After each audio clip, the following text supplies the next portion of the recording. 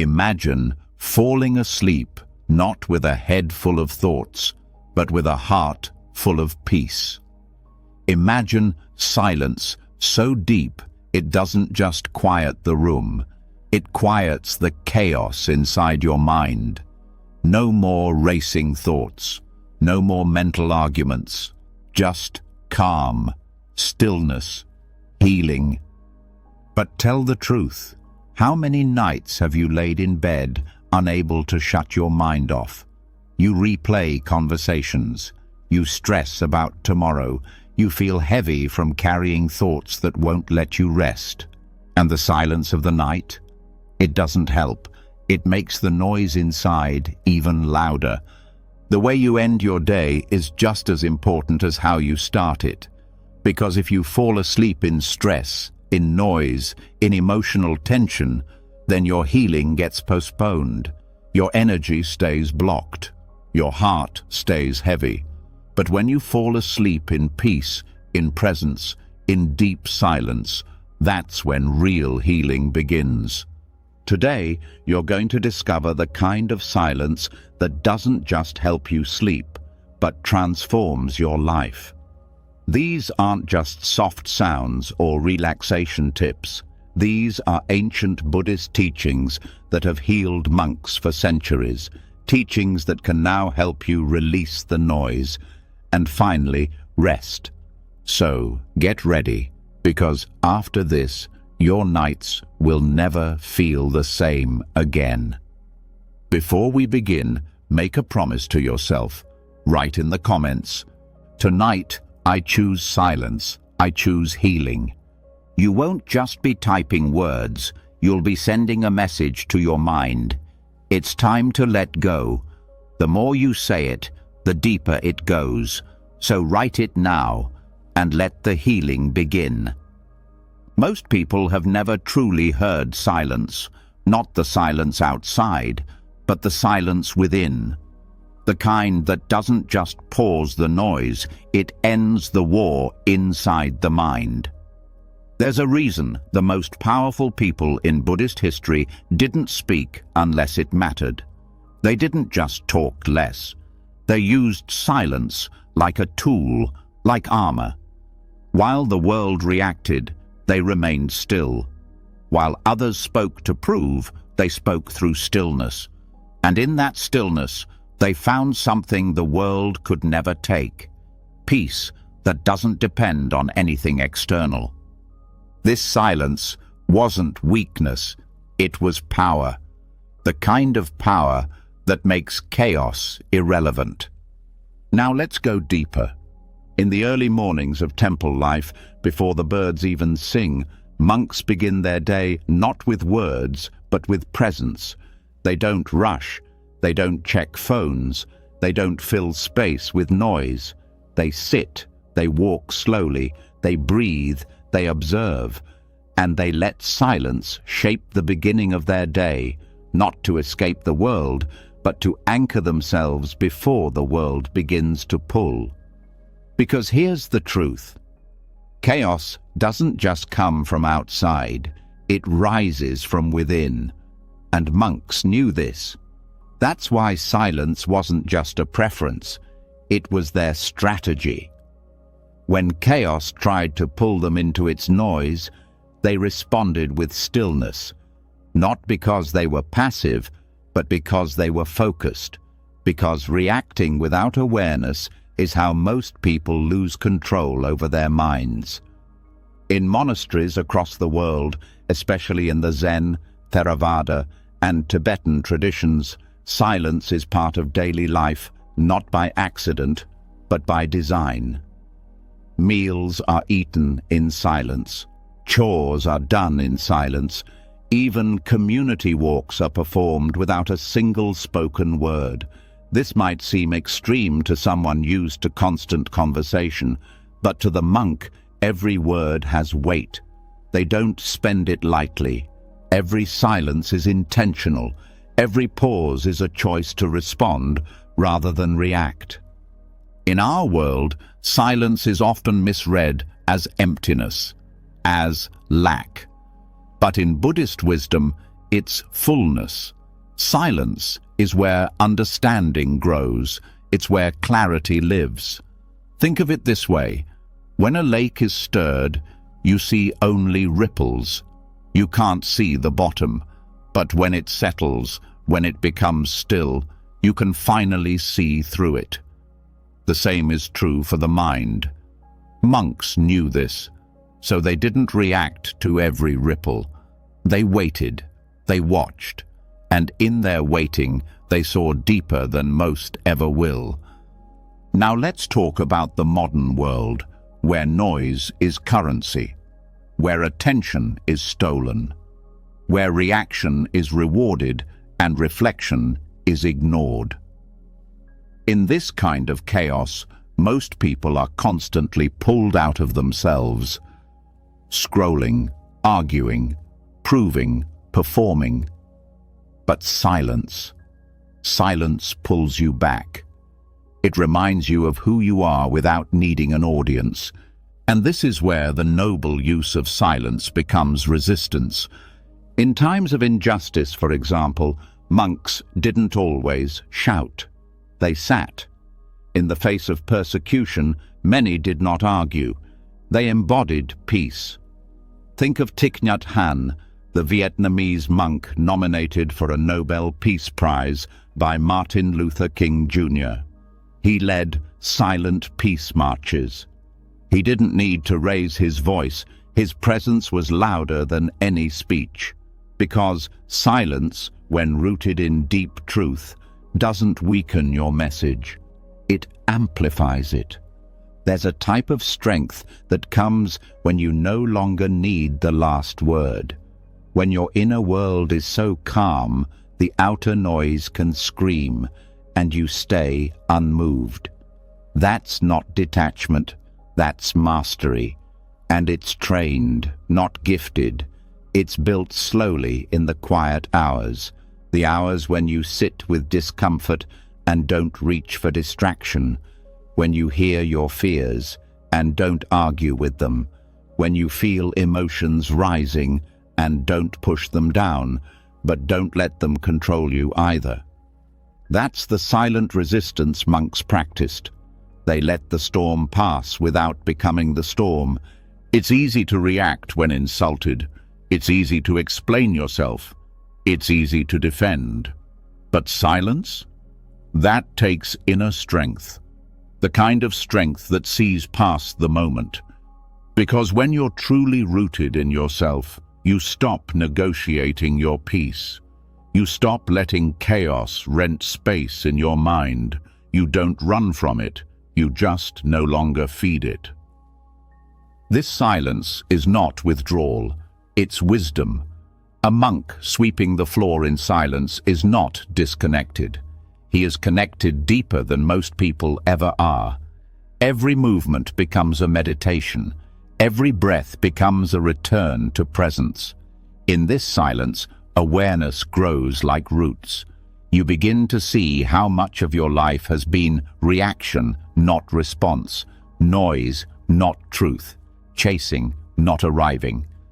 And here's something powerful. True silence reveals the truth about others too.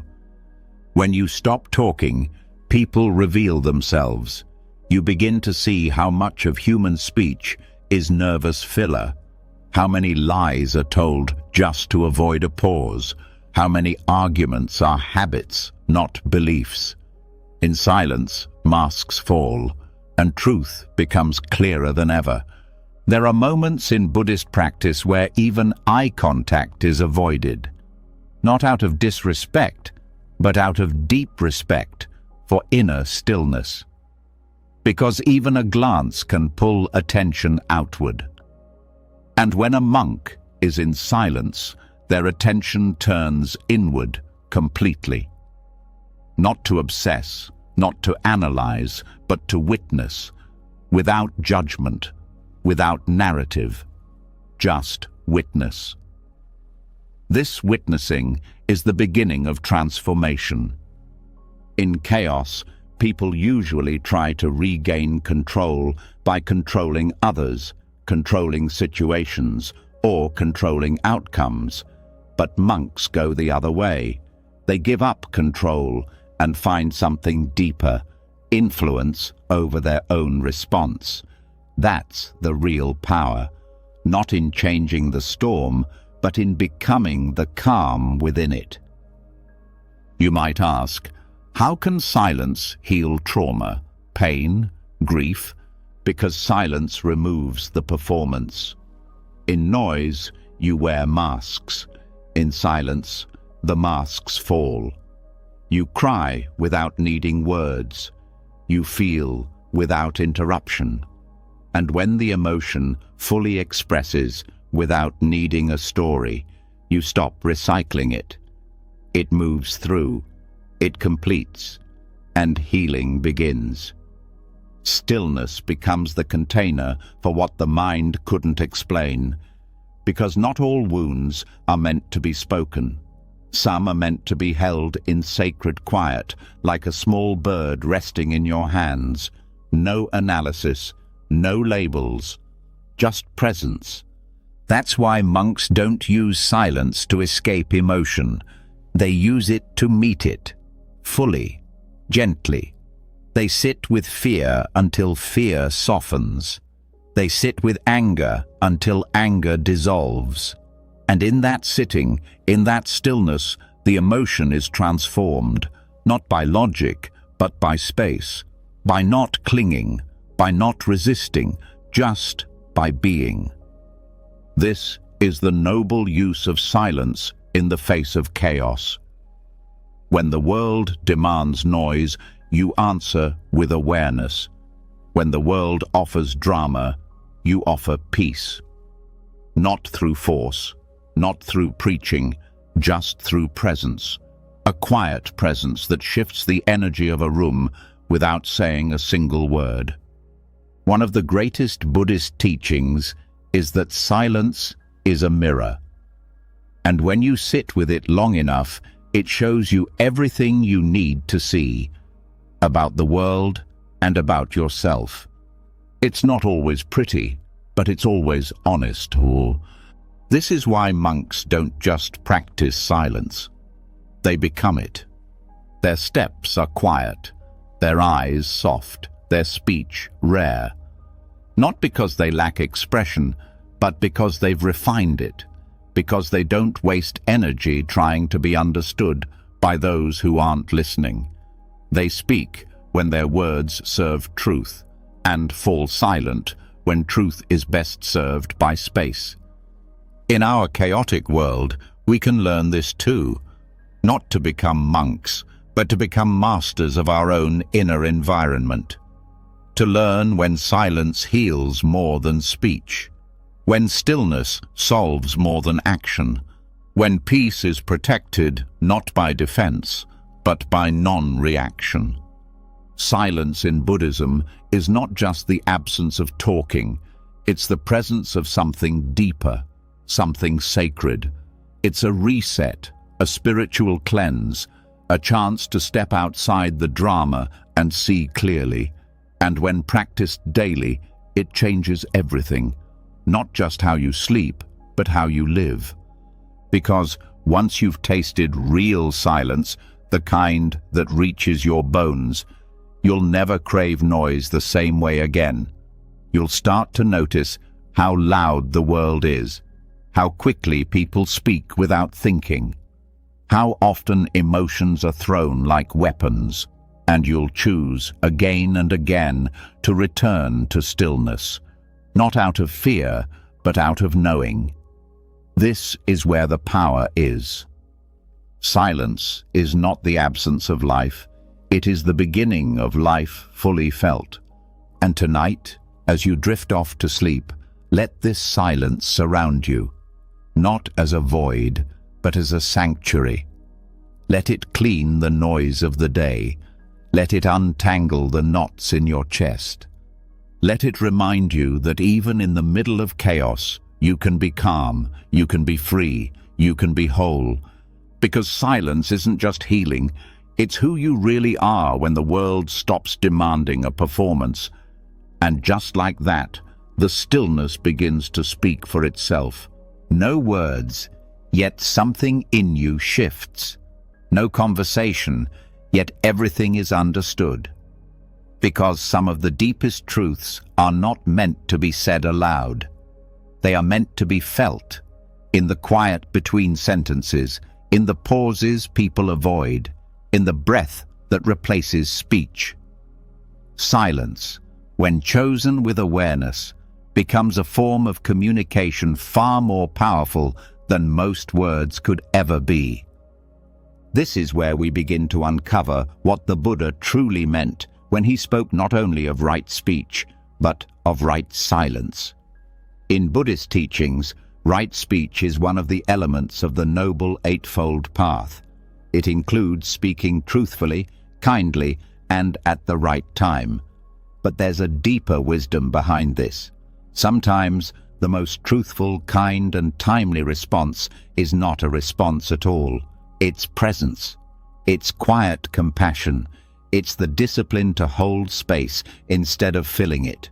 Because not everything needs a comment. Not every moment needs advice. And not every emotion needs to be processed out loud. When the Buddha spoke of noble silence, he wasn't talking about being mute or withdrawn. He was teaching a higher level of engagement, one that doesn't depend on language, but on awareness. To practice noble silence is to listen so deeply that words become unnecessary. It's to feel so connected that even in stillness, the heart speaks louder than the mouth. Right silence is what happens when the ego is no longer hungry to be heard. When someone is angry, for example, most people speak back. They defend, explain, correct, or retaliate. But the silence of a wise person becomes a mirror. It reflects the anger without multiplying it. It gives space for the other person's fire to burn out, without adding more fuel. That's not passivity. That's strategic stillness. It's emotional intelligence disguised as quiet. And here's the subtle mastery. Right silence is never used to manipulate. It's not the cold shoulder. It's not passive aggressiveness. It's not withdrawal used as punishment. That's just emotional noise in disguise. Right silence comes from a clear, open place. A place that says, I am here, I see you, but I choose not to engage in harm. It's the most compassionate boundary a person can set. In the suttas, the Buddha would sometimes be asked a complex or confrontational question, and instead of answering, he would remain silent. This was not avoidance. This was transmission. The question was not wrong, but the answer wasn't ready to be received. So he left it in stillness, letting the silence teach what words would have only confused. This is the wisdom most people miss. We are taught that speaking up is strength, that clarity always comes from explanation, that silence means defeat. But in Buddhism, clarity often arrives in the quiet. Strength is found in restraint. And silence, when used skillfully, becomes an act of profound love. Think about it. How many times has speech complicated things that silence could have simplified? The argument that spiraled because of one extra comment. The misunderstanding that grew because both sides refused to pause. The apology that lost its meaning because it came with too many justifications. These are not rare moments, they are daily. But the one who learns to respond with noble silence begins to break these loops. Right silence is not avoidance, it's alignment.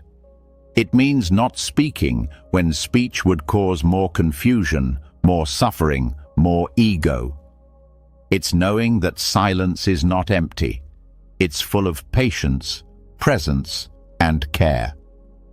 There are moments when a friend opens up with pain, and instead of advice, they need your stillness. not your answers, just your breath, your attention, your non-interruption. In that moment, your silence tells them, I'm not trying to fix you, I'm just here, fully here. And often, that heals more than any words could. There are moments when anger rises in a conversation, and rather than meeting it with words, you offer space, you breathe, you let the moment pass. That silence becomes a shelter for both of you. And in that quiet space, something softens, something opens. That's right silence. Monks train this not just in meditation halls, but in life, in how they walk, in how they interact. Every silence is chosen, not forced. And this choice reshapes their relationships. It teaches people around them to slow down, to listen, to reflect. Because silence, when anchored in love, invites others into awareness. This is not about becoming silent all the time. It's about learning the rare wisdom of when not speaking is a gift. Sometimes, silence protects the dignity of a person who is struggling. Sometimes, it keeps an argument from turning into a wound. Sometimes, it allows the truth to echo without distortion. And sometimes it simply means you trust the moment enough to let it be. The ego rushes to explain, to correct, to defend its image. But right silence says, I don't need to win this. I don't need to be right. I need to stay aligned. And that becomes a quiet revolution, a rebellion against the noise of the world that always wants the last word. There's a Buddhist phrase, speak only if it improves upon the silence. That's not just poetic, that's practical, because silence in itself is healing. It's rest for the nervous system. It's a space where the mind untangles itself, where emotions dissolve without analysis, where the heart feels safe to be soft again. Speech is important, yes, but only when it serves clarity, when it comes from silence, not from noise. Right speech grows out of right silence, not the other way around. Many practitioners begin to notice over time that the more they meditate, the less they need to talk.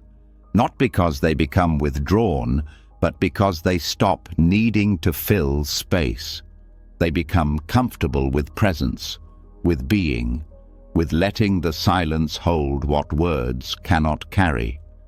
In this space, even daily life changes. You begin to pause before replying. You wait an extra breath. You listen to what's not being said. You feel the weight of your words before releasing them. And that mindfulness creates a ripple. Conversations become cleaner. Arguments dissolve before they form. Emotions are honored without being leaked onto others. Right. Silence is not silence for silence's sake. It is silence as medicine, silence as clarity, silence as truth. In Zen Buddhism, there is a tradition of answering questions with koans, strange, paradoxical statements that break logical thinking. Sometimes, the most profound answer is no answer at all, just presence, just still eyes, just silence that leaves the questioner facing themselves. Because some questions don't need answers, they need attention. And that's what noble silence really is, radical attention, a form of care so deep it doesn't need to be loud. It holds space without filling it. It welcomes without pressing. It listens without interruption. And in doing so, it teaches by example. When you practice this kind of silence, you start to sense what others need, not just what they say. You feel when someone needs space instead of advice. You know when holding back is the kindest choice. You understand that real connection doesn't always require a voice. This is not taught in school.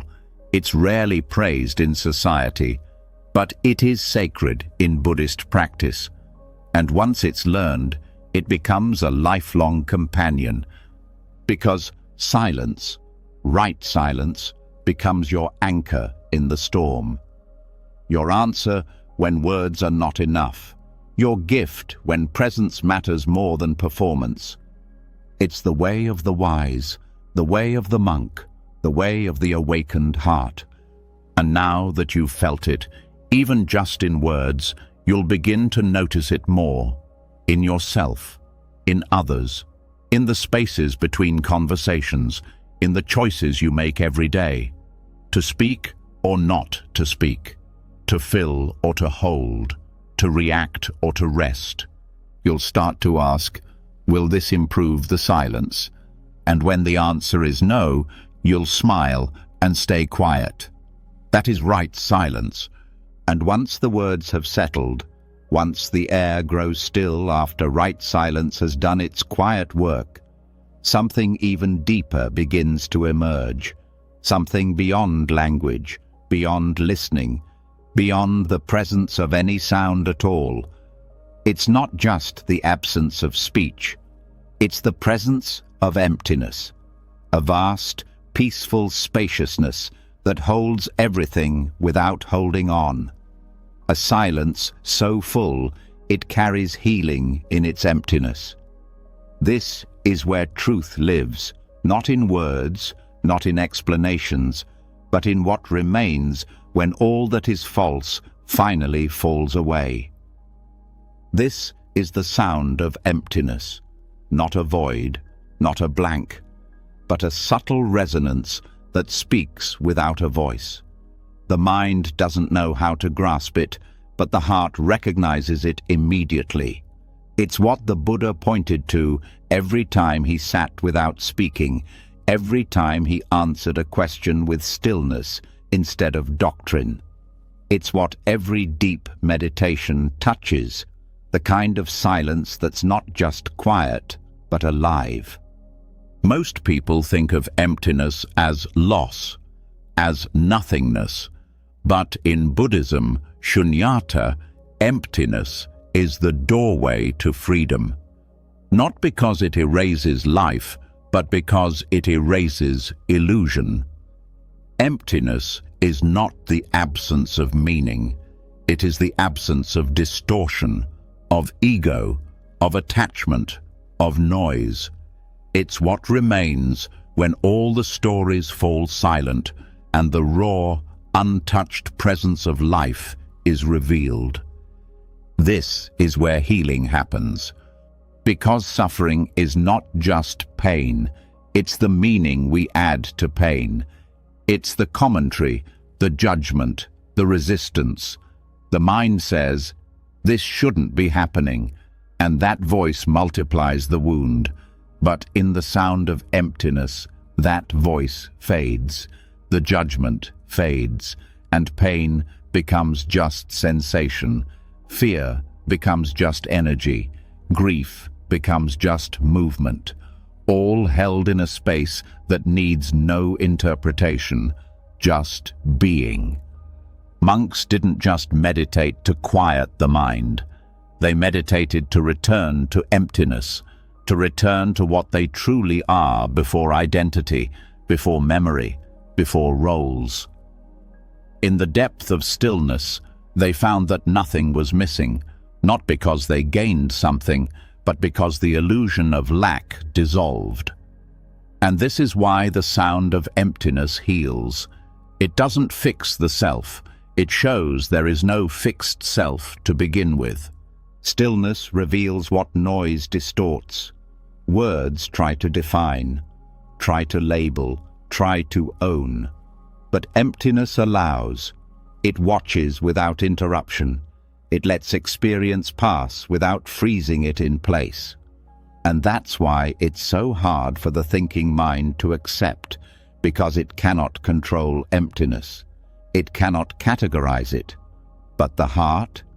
The heart knows this place well. It's been longing for it all along. Healing through emptiness doesn't come from doing more. It comes from undoing, from letting go of the effort to explain, to solve, to become. In this space, there is no becoming, only being, no fixing, only unfolding. And strangely, this is where true change occurs. Not because we try to change, but because we stop resisting what is. That quiet surrender is not weakness. It's power rooted in peace. When a person touches emptiness, they stop needing proof. They stop needing permission. They stop needing to be understood. Because the one who needed all those things, the constructed self, starts to dissolve, and what's left is soft awareness, spacious kindness. The kind of presence that doesn't ask to be seen, it just is. Many Buddhist teachers speak of listening to silence, not metaphorically, but actually. Because silence has texture. Silence has tone.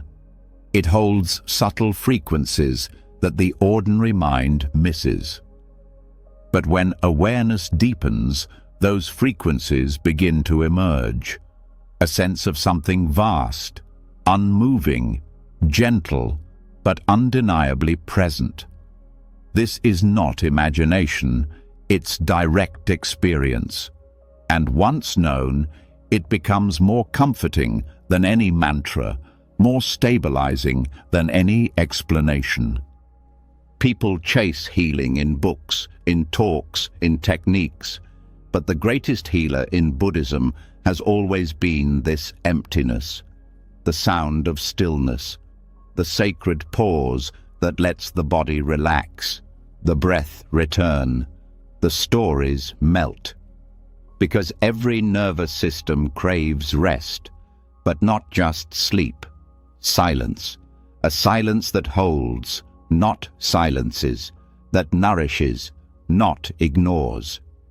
This is why monks can sit for hours without speaking, without moving, without needing, because they are not doing nothing, they are resting in everything, in the totality that has no name, in the groundless space that holds the entire universe and yet weighs nothing. This stillness is not a break from life, it is life in its purest form. Most people fill their time because they fear emptiness. Silence makes them anxious. Stillness makes them restless. But this is not because silence is uncomfortable. It's because in silence, everything suppressed starts to rise. And the truth is, that's the beginning of healing, not the problem. Because when you finally sit still, the noise inside doesn't get louder, it gets noticed, and only what is noticed can be released. That is the gift of the sound of emptiness. It doesn't push anything away. It invites it all in. And by doing nothing, it does what no effort can. It reveals what's always been whole. This is not a concept. It's a practice. To sit without needing entertainment. To walk without needing destination. To breathe without needing control. To let the moment pass through without holding it, chasing it, or naming it. Each of these is an invitation into the sound of emptiness, and each one deepens your connection to a self that is not small, not loud, not insecure, but vast and quiet and free.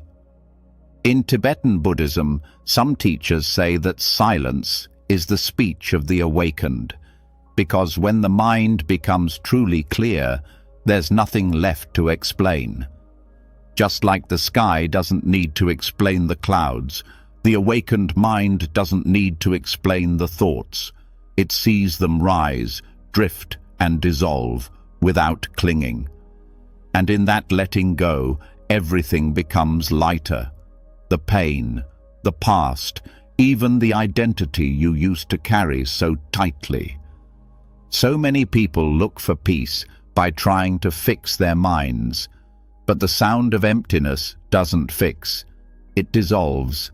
It makes the tight spaces inside you spacious. It makes your rigid beliefs soften. It makes your anxious patterns slow down, not because you wrestled with them, but because you stopped feeding them. You gave them space to leave. Healing is not always bright. Sometimes it's quiet, soft, invisible. Sometimes the greatest healing comes in a moment when you sit alone, without distraction, and feel the whole sky inside your chest. That is the sound of emptiness. Not the sound of being alone, but the sound of being everything and nothing at once. This is why true healing sounds like nothing. Because the deepest wounds don't need noise. They need space. And the deepest truths don't shout. They whisper. They arrive when you stop searching. When the surface finally stills. And in that stillness, a knowing arises. Not learned, not earned, just there, silent, clear, undeniable. And it says, you don't have to chase peace.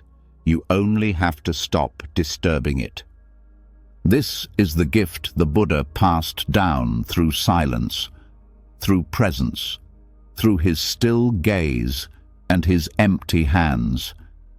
He didn't point to a belief. He pointed to a state anyone can touch. Not later, not after enlightenment, but now, in the quiet, in the breath, in the gentle unfolding of this very moment. And the more you return to this emptiness, the more you begin to trust it. At first, it may feel unfamiliar, but soon it feels like home. Because it is. It's the home underneath all the noise, the constant thoughts, the shifting emotions. It's always been there, quietly waiting for you to listen, not with ears, but with presence. There is a quiet law unfolding beneath every moment, every breath, every intention, even the ones that are never spoken aloud. Not everything that shapes life is visible. Not every consequence announces itself with noise. Some karmas begin in silence, and some karmas are undone in silence too. While words and actions shape the world outside, unspoken thoughts and silent choices leave deep impressions inside, and those impressions ripple through lifetimes. After silence has revealed the truth of emptiness, after the noise has fallen and presence has become steady, something deeper begins to rise. A realization that even in stillness, nothing is ever neutral. The mind is always planting seeds. Even in silence, karma is echoing. In Buddhism, karma is not punishment. It's not fate. It's the law of cause and effect. What you think, what you feel, what you intend, these are all seeds. Some grow quickly, some stay hidden for years, but all of them bloom sooner or later.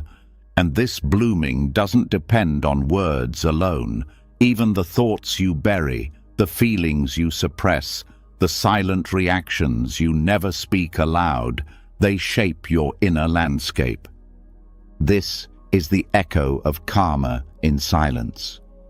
There's a common belief that silence means nothing is happening, that if you don't act, you don't create karma. But that's not how it works. Karma responds not just to action, but to intention, to the movement of the heart, to the energy behind the stillness. A mind that sits quietly but brews resentment is not in noble silence, it's in karmic fermentation. And a mind that sits quietly but radiates compassion even without speaking, is creating a new field of peace around it. This is why inner silence is not just absence, it's transformation. Not all silence is equal. There's silence that suppresses and silence that purifies. The difference is awareness. When monks sit in deep meditation, they are not just calming the surface of the mind, they are observing karma unfold. Thoughts rise like bubbles, feelings appear, try to take hold, and dissolve. And if they're watched without attachment, without judgment, without feeding them, they pass. And in passing, they lose their grip. The karmic loop is broken, not by force, but by seeing. Because karma is not just in action, it's in reaction. The way you meet your own thoughts, the way you meet your emotions, that meeting either reinforces the loop or rewrites it. Take anger, for example. If it rises and you act on it, the loop strengthens. If it rises and you suppress it, it festers underground. But if it rises and you see it clearly, feel it fully, without identifying with it, it begins to fade. That fading is karmic healing. That space you gave it without reaction is the silence that ends the cycle. Every time you bring awareness into silence, you open space for karmic echoes to be heard. They're not loud, but they're there. The silent expectations, the unspoken blame, the habitual roles you play without questioning. These are all karmic imprints repeating themselves until they're seen, and seeing them from stillness changes everything. In daily life, people often speak with restraint, but think with violence. They smile outwardly, but curse inwardly. They obey socially, but rebel mentally. And all of this, though silent, has a karmic cost. Because intention does not need volume to shape the future. It only needs focus. And when focus turns toward fear, anger, judgment, it strengthens those patterns. But when it turns toward compassion, patience, equanimity, those seeds grow instead. The echo of karma in silence teaches one thing clearly: your inner dialogue is your destiny. Not because the world hears it, but because you do, because it becomes the atmosphere you live in. A person who constantly thinks with criticism, even silently, is living inside a storm. A person who thinks with grace is already living in the calm that others are still seeking. This is why Buddhist practice emphasizes mindfulness, even in thought. It's not about suppressing bad thoughts or forcing positive ones.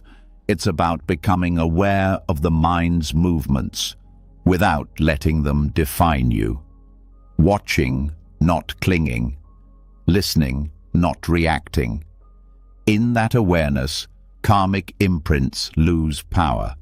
And there's another layer to this. Some karma is ancestral, passed down in silence, not spoken but absorbed. Family fears, cultural shame, collective trauma.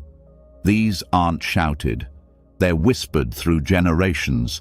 They settle quietly into posture, habits, expectations, and unless they're met with conscious stillness, they continue undisturbed. But silence breaks patterns too. When you sit still long enough, the noise of your lineage rises, the beliefs you inherited, the emotional loops you didn't choose, the roles you were expected to play. And when those rise and you don't perform them, don't believe them, don't run from them, you become the end of that loop. You become the one who sees, and the one who sees becomes free. This is the sacred power of inner silence. It doesn't just help you feel better, It helps you stop repeating what never belonged to you.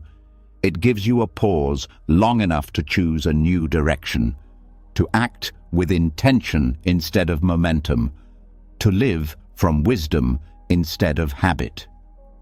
In the Tibetan tradition, there are practices where a practitioner visualizes karmic seeds being burned away by the heat of awareness. Not literally, but energetically. Each time the mind stays present with an old story without feeding it, the story loses its roots. This is not poetic. It's precise. It's the science of attention. Where attention goes, energy flows.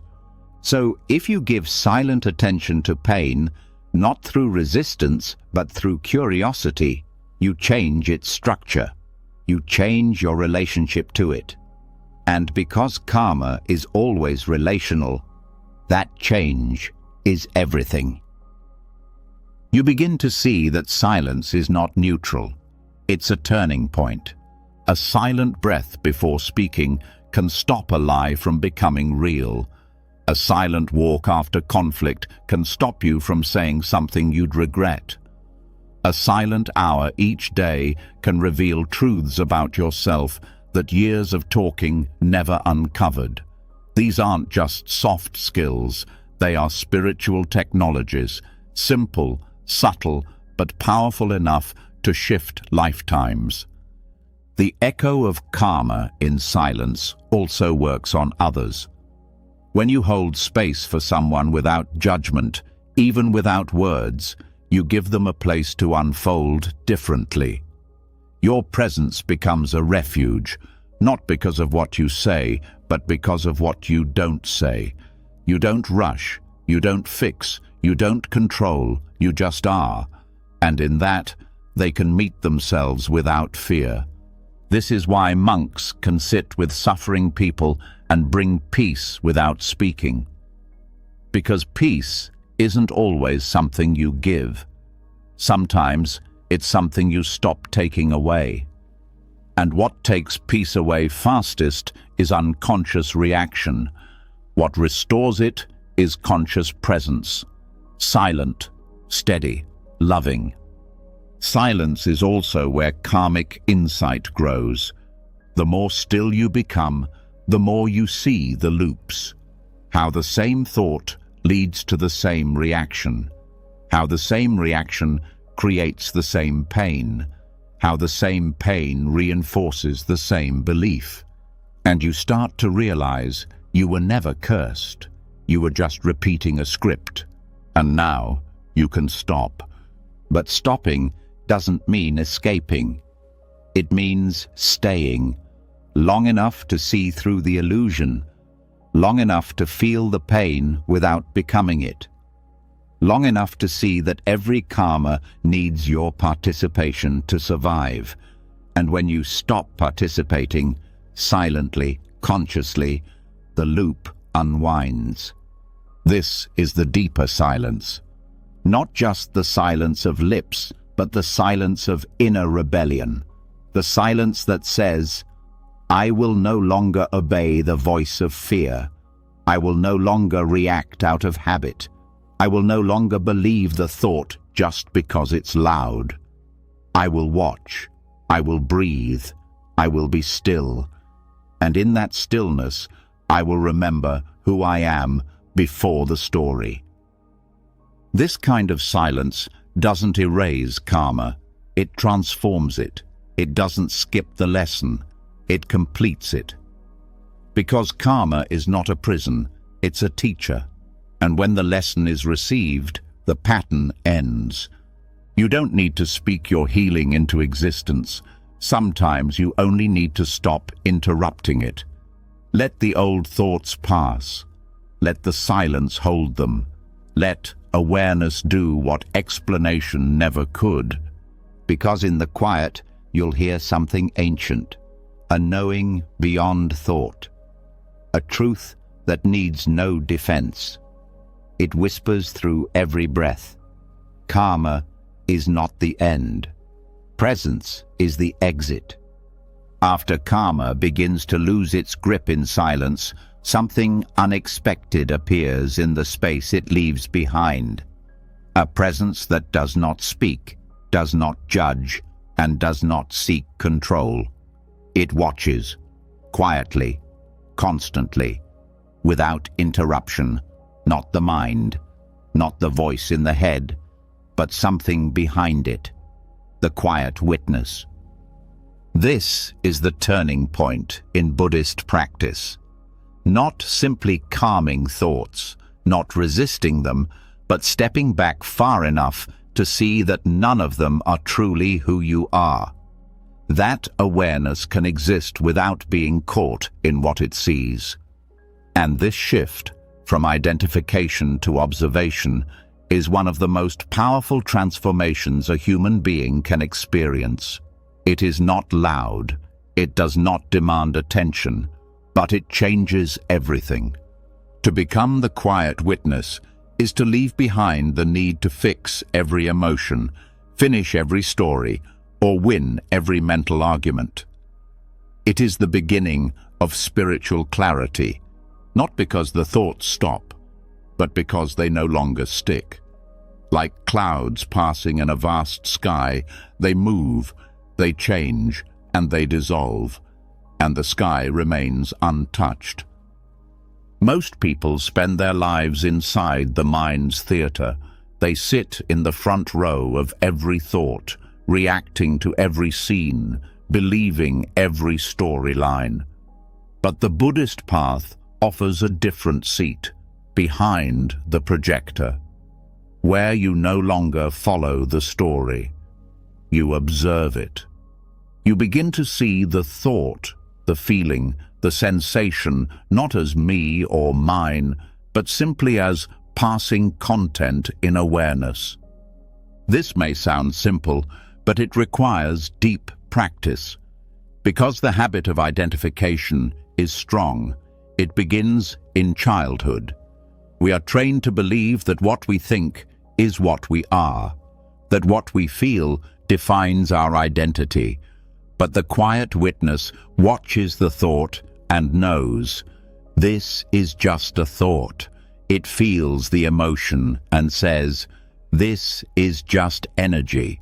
It sits with discomfort and understands, this too will pass. And that gap between experience and reaction, that's the space where freedom lives. In that space, the brain begins to change. Modern neuroscience confirms what ancient monks discovered long ago. Watching without reacting rewires the mind. The more you observe without clinging, the more the brain unlearns its automatic responses. The amygdala, responsible for fear and reactivity, begins to quiet.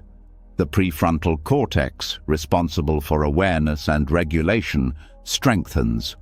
Over time, you stop reacting because there is nothing inside you that needs defending. Peace is not the absence of emotion, it is the absence of entanglement.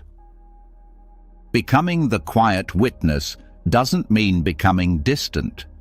It means becoming present without being pulled. You can be fully in a moment without becoming lost in it. You can experience sadness without drowning in it. You can feel anger without acting from it. This is not repression. It is reverence for clarity. Monks spend years training this way of seeing. They walk, sit, eat and breathe with awareness turned inward, not to escape the world, but to anchor themselves so deeply in presence that the world no longer shakes them. Every act becomes a meditation. Every moment becomes a mirror. They don't control life, they see it clearly, and in that clarity, control becomes unnecessary. There is no need to push away a thought when you are not trying to protect a self from it. There is no need to fear emotion when you are not fused with it. The quiet witness does not choose denial. It chooses neutrality. It doesn't say, this is good or this is bad. It simply says, this is here. And that simple noticing, repeated again and again, begins to dissolve the illusion of a fixed self. You start to see that what you called I is a changing stream of experience. Thoughts rise and fall, emotions come and go, even your body changes, but the witnessing presence remains, still, steady, silent. This is the foundation of equanimity. Not a dull, indifferent peace, but a radiant calm that comes from knowing that you are not what moves. You are what watches the movement. In daily life, this practice creates a profound shift. Stress still visits, but it doesn't stay. Triggers still happen, but they don't control. You still feel, but you are no longer owned by your feelings. Conversations become cleaner. Decisions become clearer. You no longer need to prove anything because you are no longer defending an illusion. To cultivate this witnessing mind, start where you are. Right now, notice the breath. Don't change it, just notice it. Then notice the thought that says, this is boring, or I'm not doing it right. Don't fight the thought. Don't believe it either. Just watch it rise, exist, and fade. This is the practice. With time, you'll begin to see that you are not just practicing awareness. You are awareness. The thoughts are like weather. You are the sky. And once this truth is known, not just understood but felt, the relationship to life softens. There is less grasping, less pushing, less rushing, because you begin to trust that nothing needs to be forced, that everything rises and passes in its own time. And your job is not to control the flow. It is to watch with care and act from clarity. This witnessing presence doesn't need to be wise. It is wisdom itself, not the kind that comes from knowing facts, but the kind that comes from seeing without distortion. When you look at the world through the eyes of the witness, you stop reacting to the surface and start responding from depth. Even the body responds differently. Breath slows, muscles loosen, heartbeat steadies, because the nervous system is no longer caught in constant protection mode. It has learned to trust silence, to rest in stillness, to find safety not in certainty, but in presence. The quiet witness is not something you become, it is something you remember. It was there before the mind got loud, before the world taught you to react. It has always been there, watching quietly, waiting patiently for you to return. And when you do return, when you sit in that space behind the noise, you find something priceless. Peace that doesn't depend on outcomes. Peace that isn't based on getting what you want, but on knowing you are already whole. This is what the Buddha practiced under the Bodhi tree. Not fighting thought, not chasing bliss, just watching, for hours, for days, for weeks, until the mind exhausted itself, until what remained was presence, pure and clear. That presence is not special, it's not rare, it's right here, always, hidden beneath layers of thinking, drama, noise, but still there. And when you give yourself to silence, not as escape, but as inquiry, you find it again. You find yourself not in thought, but in watching thought.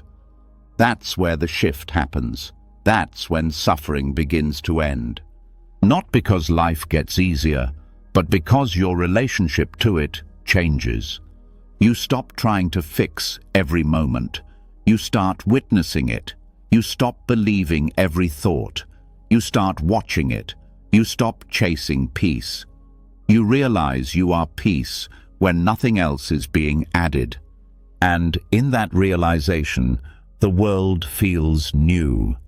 Not because it changes, but because you're no longer reacting from habit. You're responding from wholeness. So sit with that, breathe with that, let it deepen, let it grow.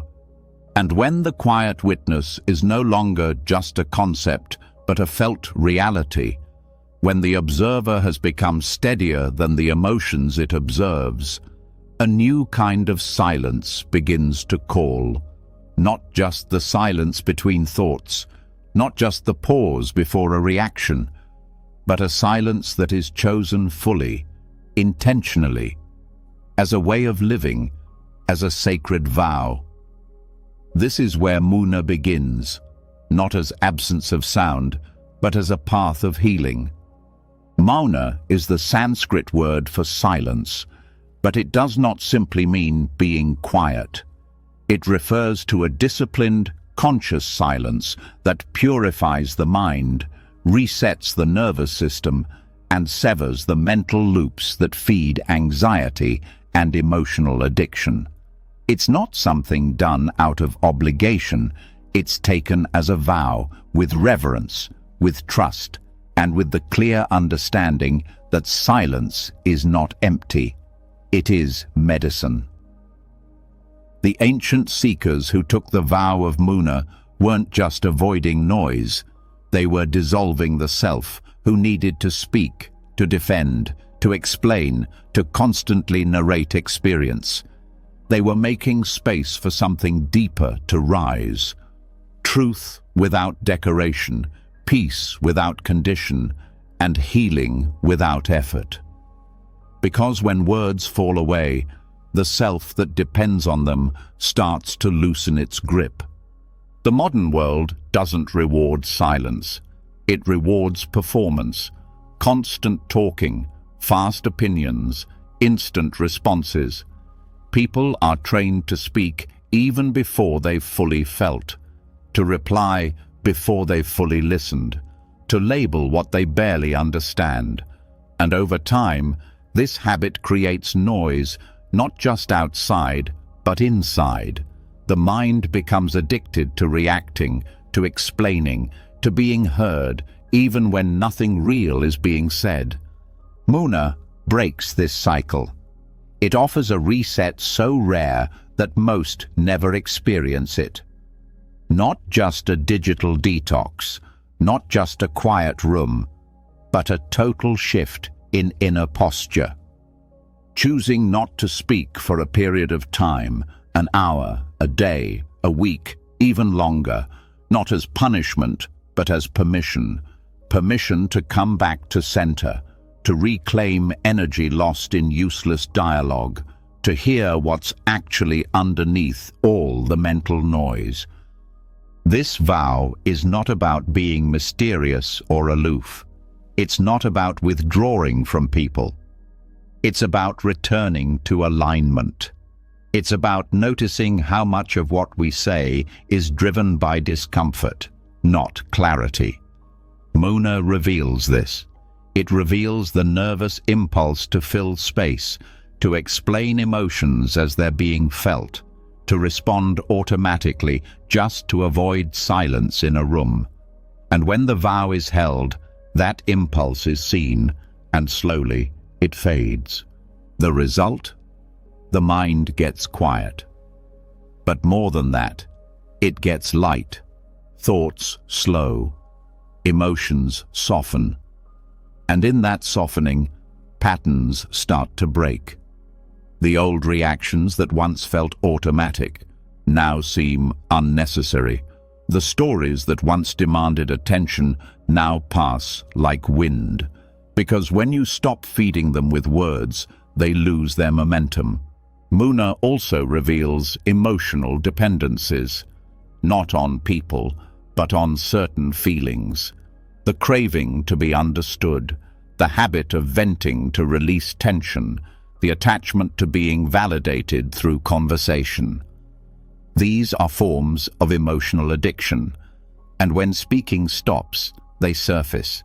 They rise like waves looking for an outlet. But with silence held, those waves crash on the shore of awareness and dissolve. Anxiety is often fueled by mental rehearsal, by imagined conversations, by preparing responses before anything happens. When you speak less, you think less about speaking. When you think less about speaking, your brain stops rehearsing future fear scenarios. And when the future stops consuming the present, anxiety has nothing left to feed on. This is why monks take temporary or lifelong vows of silence, not to cut themselves off from the world, but to reconnect with it without interference. Muna is not isolation, it's purification. It's tuning the mind back to its original state, open, quiet, clear, without needing to label every experience or narrate every feeling. When you practice Muna, something subtle begins to shift. You become more intentional with your energy. You begin to ask, does this need to be said? Is this thought even mine? What would happen if I let this feeling pass without giving it a voice? These questions create space, and in that space, peace returns. There are modern ways to practice Muna, even in a busy life. You can take 1 hour a day where you don't speak. No texting, no emails, just presence. Or you can take a full day each week where you don't explain yourself. You simply act from silence. You let your energy speak. You let your breath speak. And through this, you begin to see how much of communication is noise pretending to be necessary. As the vow deepens, you start to notice your speech in new ways. Not just what you say, but how it affects your energy. You notice when your words are rooted in insecurity, when your voice rises just to be heard, when your laughter is just a defense, and once you see it, you no longer need it. The patterns fall away, not through force, but through clarity.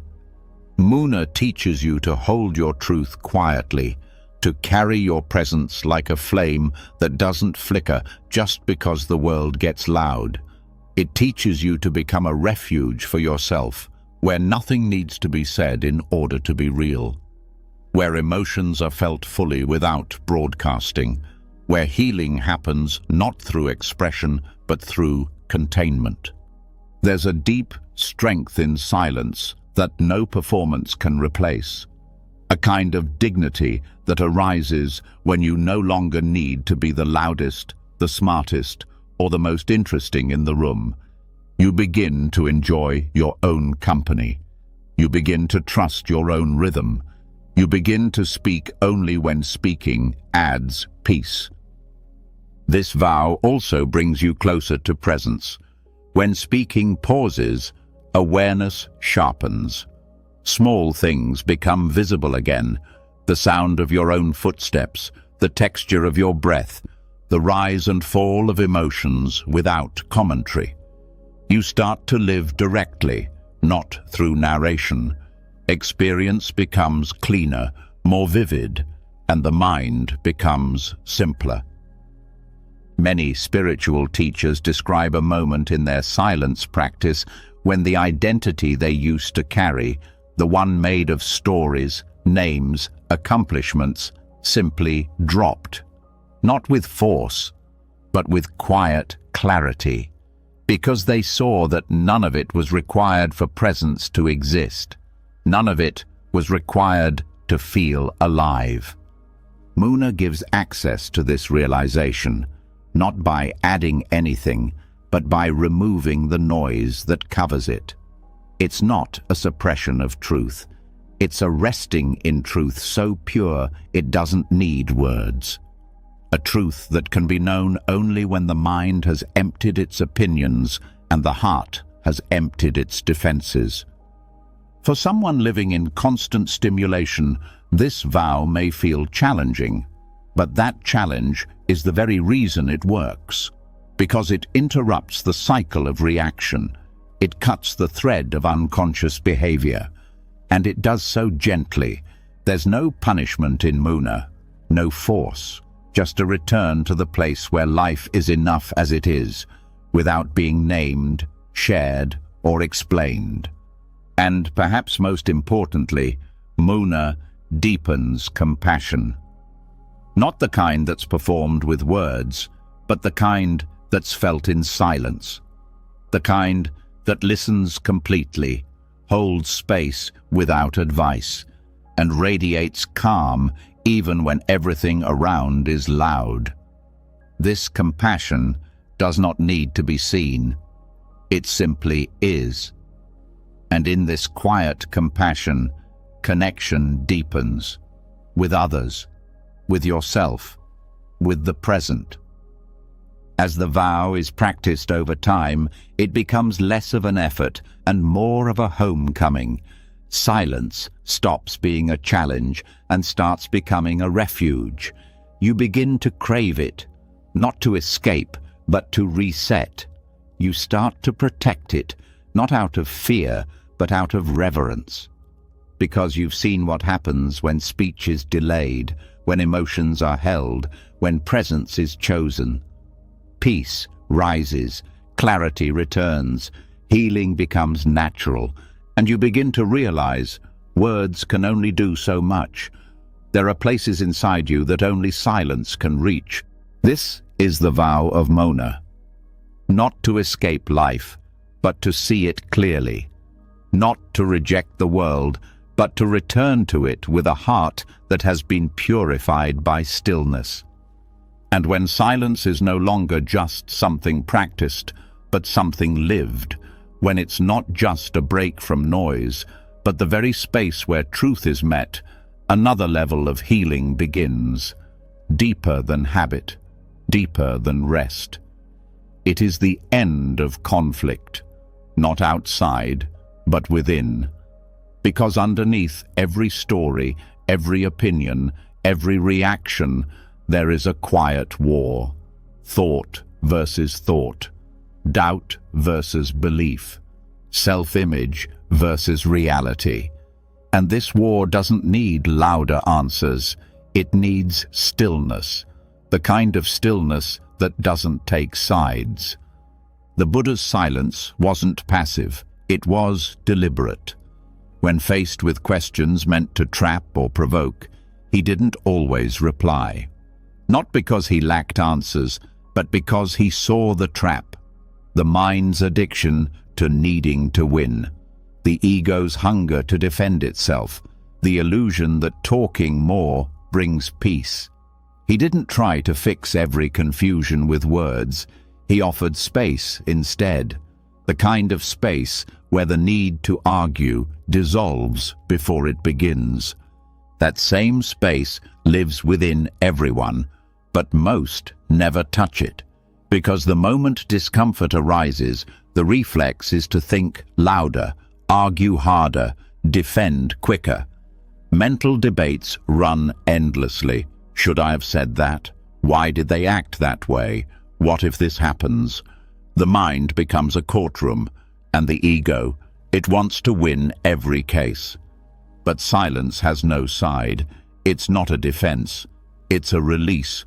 Letting silence end the war inside the mind begins with a single shift, choosing not to argue with yourself. Not because you've surrendered to defeat, but because you no longer believe that every thought needs a response. Most internal battles are recycled energy, old fears wearing new masks, childhood echoes wrapped in adult language. And the only reason they keep circling is because attention keeps feeding them. When silence is chosen, not out of exhaustion, but out of wisdom, the cycle stops. The loop ends. The story loses its script. And a strange thing happens. The thoughts keep moving, but they no longer land. The emotions rise, but they don't drown you. They pass like wind through open space. nothing to cling to, nothing to push. This kind of silence is not just the absence of sound, it's the absence of conflict. Not because there's nothing happening inside, but because you've stopped taking sides. In meditation, this practice becomes clear. Thoughts come up, opinions, old memories, regrets. The urge to replay a conversation, to defend a past decision, to justify a choice. But instead of reacting, you sit, you breathe, you don't follow, you don't resist, you witness. And that witnessing creates a shift, not in the content, but in your relationship to the content. The mind will say, "But you need to explain yourself." Silence says, "Let it be." The ego says, "You were wronged, you need justice." Silence says, "Watch the pain, not the story." The fear says, "You need to prepare for every outcome." Silence replies, "Stay here, let this moment be enough." And with time, the mind begins to learn. Not through logic, through repetition, through the repeated experience of peace when nothing is said, nothing is answered, and nothing is controlled. That's when the war inside begins to dissolve, because it's no longer necessary. The self that needed to be right, to be liked, to be perfect, that self isn't being fed anymore. And without attention, it fades. This doesn't mean apathy. It doesn't mean detachment from life. It means involvement without inner resistance. You live fully, but you're not arguing with life while doing it. You let others speak without rehearsing your reply. You feel anger rise, and you let it rise without wrapping it in justification. You stop narrating your pain and instead allow it to pass. Buddhist silence does not erase thoughts. It renders them powerless. It allows space between the trigger and the reaction. And in that space, clarity grows. You begin to see, this thought isn't new. This fear has been here before. This conflict isn't about what it seems. And more than anything, you begin to see that the peace you thought had to be earned was here the entire time. It was just buried beneath defense. Defense against judgment, against rejection, against being misunderstood. But the irony is, the more we defend, the more fragmented we feel. The louder we get, the less we hear. The more we push, the less we rest. Silence ends the war not by overpowering it, but by withdrawing its energy. Think of how often the inner voice fights against what already is. It shouldn't have happened. I shouldn't feel this way. They should understand me. These are the starting points of most mental noise, and yet every one of them is a resistance to reality, a rejection of the present. And in Buddhism, it's this resistance, not the event itself, that causes suffering. When silence enters, it doesn't agree or disagree. It holds the moment without needing to fix it. And from that holding, something remarkable unfolds. Understanding, forgiveness, release. Not because the situation changed, but because your grip on it did. This is why silence is not inaction. It's the most powerful non-reaction. It's what turns the mind from a battlefield into a sanctuary, from a courtroom into a temple, from a place of endless noise into a space of quiet wisdom. The ego will resist this, because the ego thrives on comparison. It wants to argue, it wants to be heard, it needs a villain. But in silence, there are no enemies. There are only patterns, seen clearly, watched gently, and allowed to dissolve. Even physical healing begins here. Studies in neurobiology show that when the mind quiets, the body follows. In deep silence, heart rate lowers, cortisol drops, inflammation reduces. Because the body is no longer responding to a constant stream of perceived threats, most of which were never real to begin with. Mental wars don't just happen during big events. They happen in the background constantly. The self-talk after a social interaction, the criticism after a mistake, the endless list of what-ifs, and all of them drain energy, not because they're happening, but because they're believed. Buddhist silence doesn't ask you to deny your mind. It invites you to stop worshipping it. To watch without becoming, to listen without agreeing, to feel without collapsing. And that changes the game. Eventually, peace is no longer something you chase. It becomes the default, not because the world becomes easier, but because your mind stops turning every moment into a debate. The inner judge steps down. The inner critic grows quiet. The need to constantly defend who you are fades.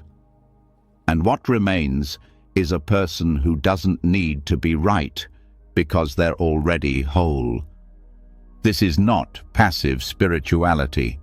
This is the heart of freedom, the kind that lives beneath thought, the kind that remains when explanation ends, the kind that whispers, "You don't have to fight anymore."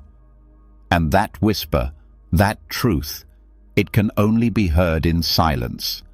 Let that silence grow. Let it fill the spaces where tension used to live. Let it reach the corners of your mind that used to echo with arguments. Let it bring peace where only noise used to be. Because now, the war is over. And what comes next is the building of a new home within. A silent room the world can't shake. A space so rooted in stillness that no noise can reach it. No chaos can undo it. And once the war inside quiets, once the mind stops trying to win every moment, something rare begins to unfold. Not silence as a temporary state, but silence as a place. Not an absence, but a presence. A sacred space within you where the world cannot enter, no matter how loud it becomes.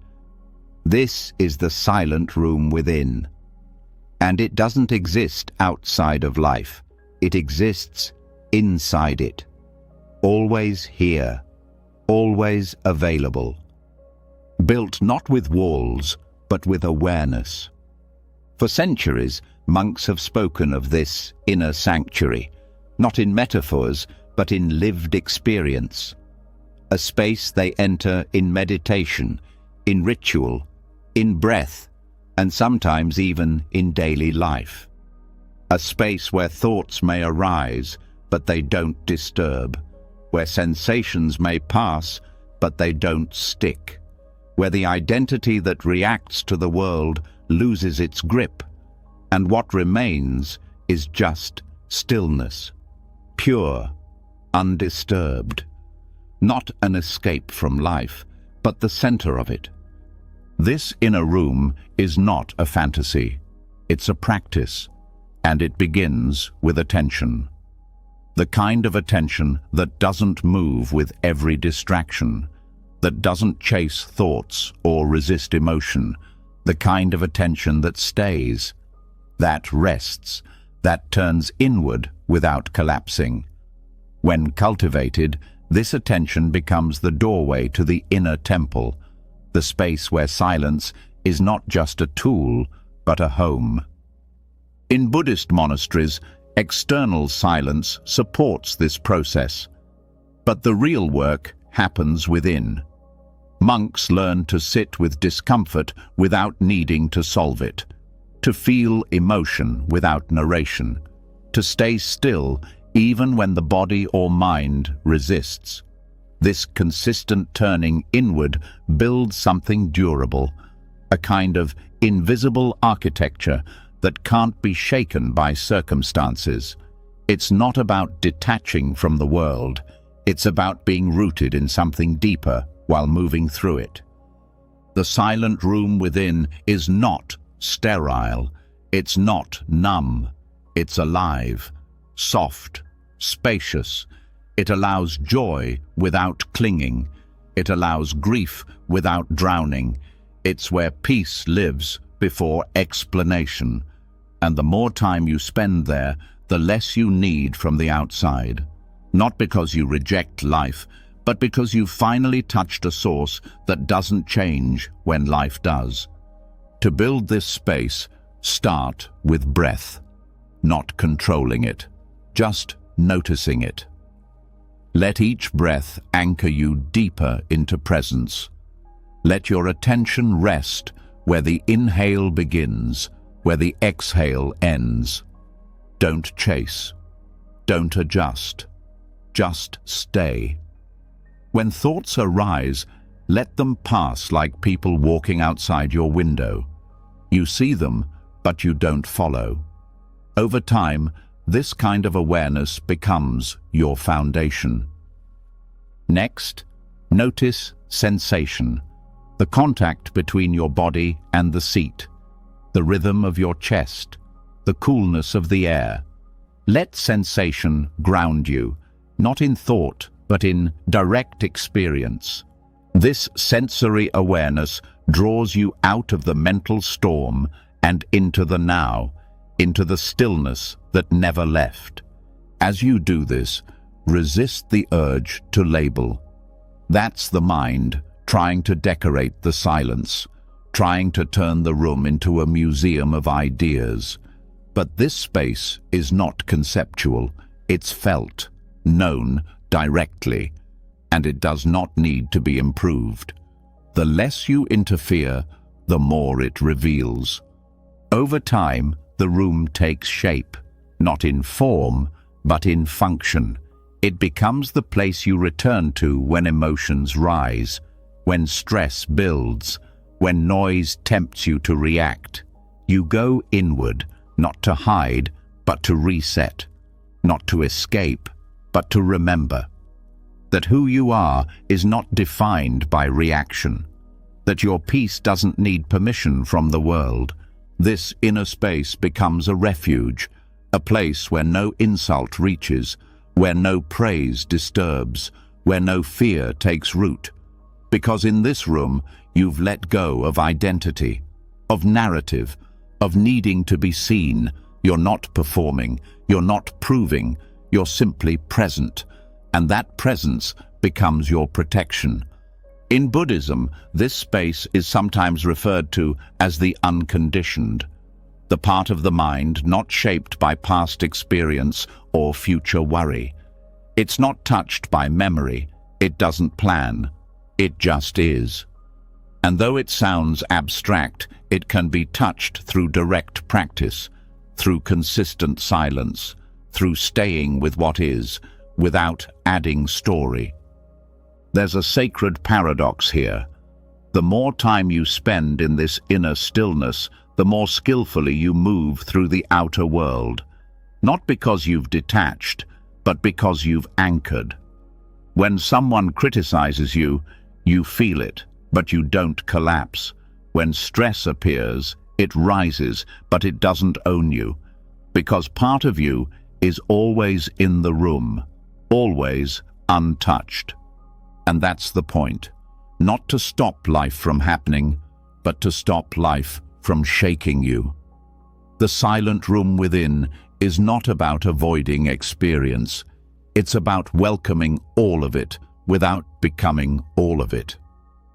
From this space, you can grieve without fear. You can love without grasping. You can act without ego, because you're no longer trying to get somewhere. you're already home. Monks spend decades refining this practice, but it doesn't require robes or retreats.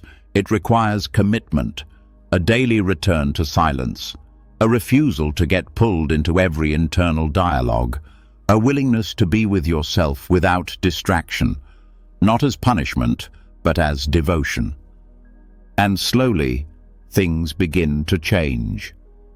You start to feel calm in places that used to trigger you. You start to smile at thoughts you used to believe. You start to rest in moments that used to create urgency. Not because the world softened, but because you did. Because you built a room where clarity lives. This room does not isolate. It connects. The more stable your inner silence, the more open you become to others. You stop needing people to fix your feelings. You stop needing every conversation to validate you. You become a better listener, a clearer speaker, because you speak from depth, not from habit. There's a saying in Zen, when the mind is still, the whole universe surrenders. This doesn't mean you dominate life. It means you stop resisting it. And when resistance drops, peace rises, not from effort, but from alignment. The silent room within is not a fantasy. It's a responsibility, a place only you can build, only you can protect, and only you can return to. But once it's built, it will hold you in every season, in joy and sorrow, in clarity and confusion. It doesn't need you to be perfect. It only needs you to be present. And this presence, it becomes your teacher, your healer, your anchor in a world that keeps shifting. You start to live from this space, speak from this space, decide from this space. And in doing so, you bring silence into everything, not as absence, but as power, as love, as the deepest expression of who you truly are. And now, from this inner temple, we move towards something even deeper, a place where ego itself begins to loosen, where silence does more than soothe, it transforms, where the old self begins to dissolve, not with struggle, but with surrender. Because in the presence of true stillness, the ego cannot survive. And once that inner sanctuary becomes familiar, once stillness is no longer a visitor, but a resident, a deeper change begins to unfold. Not just moments of peace, but the beginning of something irreversible. The soft collapse of who you thought you were. The melting of every role, every mask, every identity built on needing to be someone in the eyes of others. Silence doesn't just quiet the mind, it simulates death, not of the body, but of the ego. And in its place, something new begins to take shape, not a better version of the old self, but a rebirth into presence, simplicity, and peace that no longer performs. In Buddhism, silence is not only rest, it is transformation. It dismantles the false self, piece by piece, not through effort, but through absence. When speech stops, when reaction stops, when performance stops, what remains is a raw, unguarded awareness. And that awareness is the beginning of rebirth. This process isn't loud, it doesn't announce itself, it begins quietly, in moments where you no longer need to explain yourself, in pauses where you feel no desire to be seen, in breaths where the old voice in your head tries to speak, but fades instead. These small disappearances are the slow death of the ego, the mental construct that constantly needs to manage, defend, justify, and control. The ego isn't a villain. It was built to help you survive, to keep you safe, to give you a name and a place in the world. But what helped you survive can't help you awaken. The ego is built from noise, stories, comparisons, expectations, praise, criticism. It thrives on labels, but silence removes the label maker. And when that falls away, what's left is presence without personality, awareness without an image to protect. This is where the old self begins to die, not through destruction, but through irrelevance. You stop needing to keep up appearances. You stop needing to be right. You stop needing to prove you're good enough. Silence becomes a kind of internal funeral, where everything unnecessary is laid to rest. The death of ego is not dramatic. It is not aggressive. It is the result of deep watching. You begin to see how often you speak just to keep your self-image alive. How often you argue not to serve truth, but to protect identity. How often your thoughts are shaped by the fear of disappearing. And in silence, you do disappear, at least the version of you that needed noise to feel real. And what's reborn is not a concept. It's not a new identity. It's something quieter, softer, a self that doesn't need a story, a self that doesn't exist in contrast to others, a self that does not arrive with credentials or history, but with presence alone. This quiet rebirth doesn't come all at once. It comes in layers. First, the outer expressions fall away. Less need to speak, less need to react, less need to share opinions. Then, the inner dialogues begin to soften.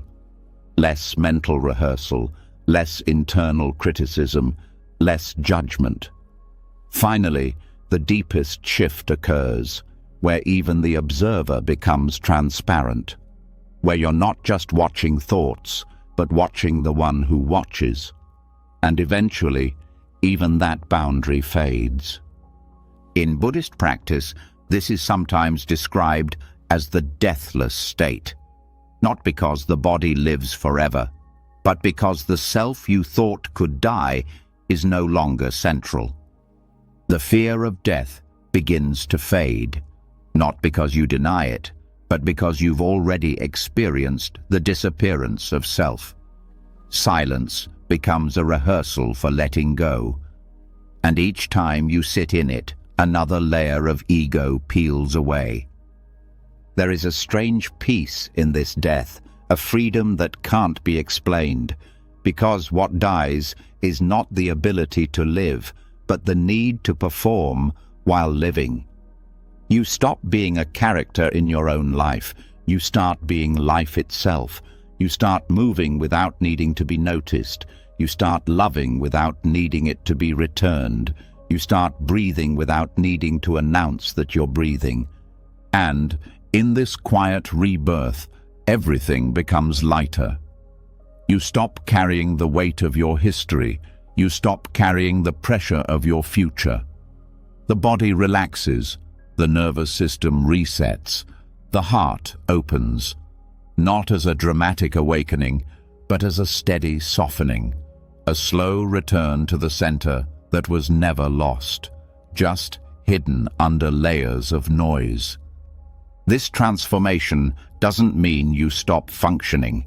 You still engage with the world. You still work, connect, speak when needed. But something inside has changed. There is no longer a grasping for identity, no more hunger to be affirmed. Your actions are no longer echoes of insecurity. They become reflections of clarity. The people around you may notice. They may say you've become quieter, calmer, harder to provoke. What they're really seeing is the absence of ego, the space where tension used to live, the silence that now speaks louder than the words it replaced. The process can be disorienting. There may be moments when the mind panics, tries to reclaim its role. It may flood you with doubt. Who are you without ambition, without opinion, without struggle? But these are echoes, the dying gasps of a self that thrived on complexity. Let them pass. Stay silent. Keep watching. In the Zen tradition, this phase is often marked by the phrase, no self. But it doesn't mean emptiness in a negative sense. It means fullness without edges, being without needing to be anything specific. It's not losing yourself.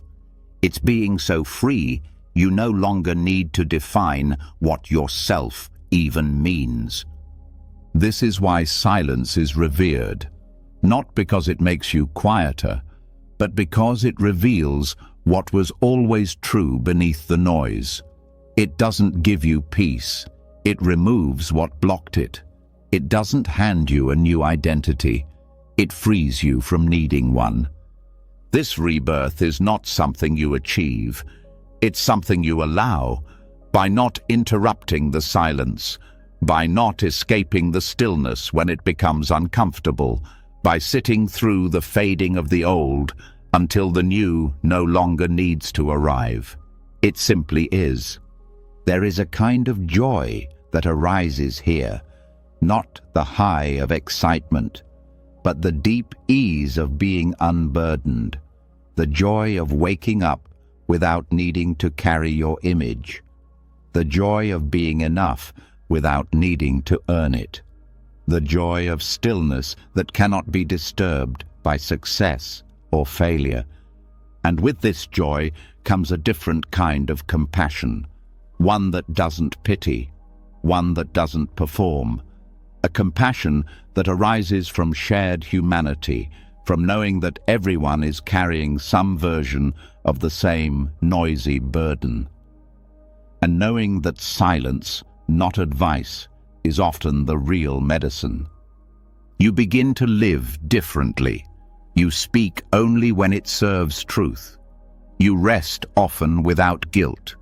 You listen more than you talk. You value quiet moments as deeply as achievements.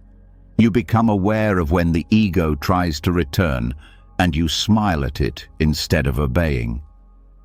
This is not about becoming passive. It's about becoming peaceful. So peaceful that nothing needs to be forced. So clear that decisions arise naturally. So grounded that the world no longer pulls you in every direction. That's what this quiet death offers. Not an end, but a beginning free from noise, free from drama, free from the constant performance of being someone.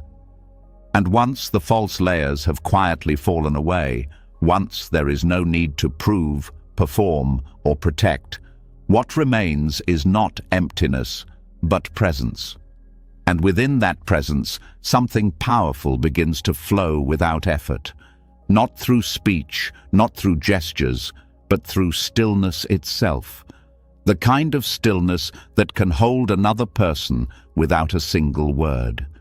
The kind of gaze that doesn't judge, doesn't demand, but simply stays. This is the language of still eyes, a silent compassion that speaks where sound cannot reach. In Buddhism, compassion isn't only shown through action or advice. It is most deeply expressed through how one is. A presence that carries no tension, no pressure, no agenda.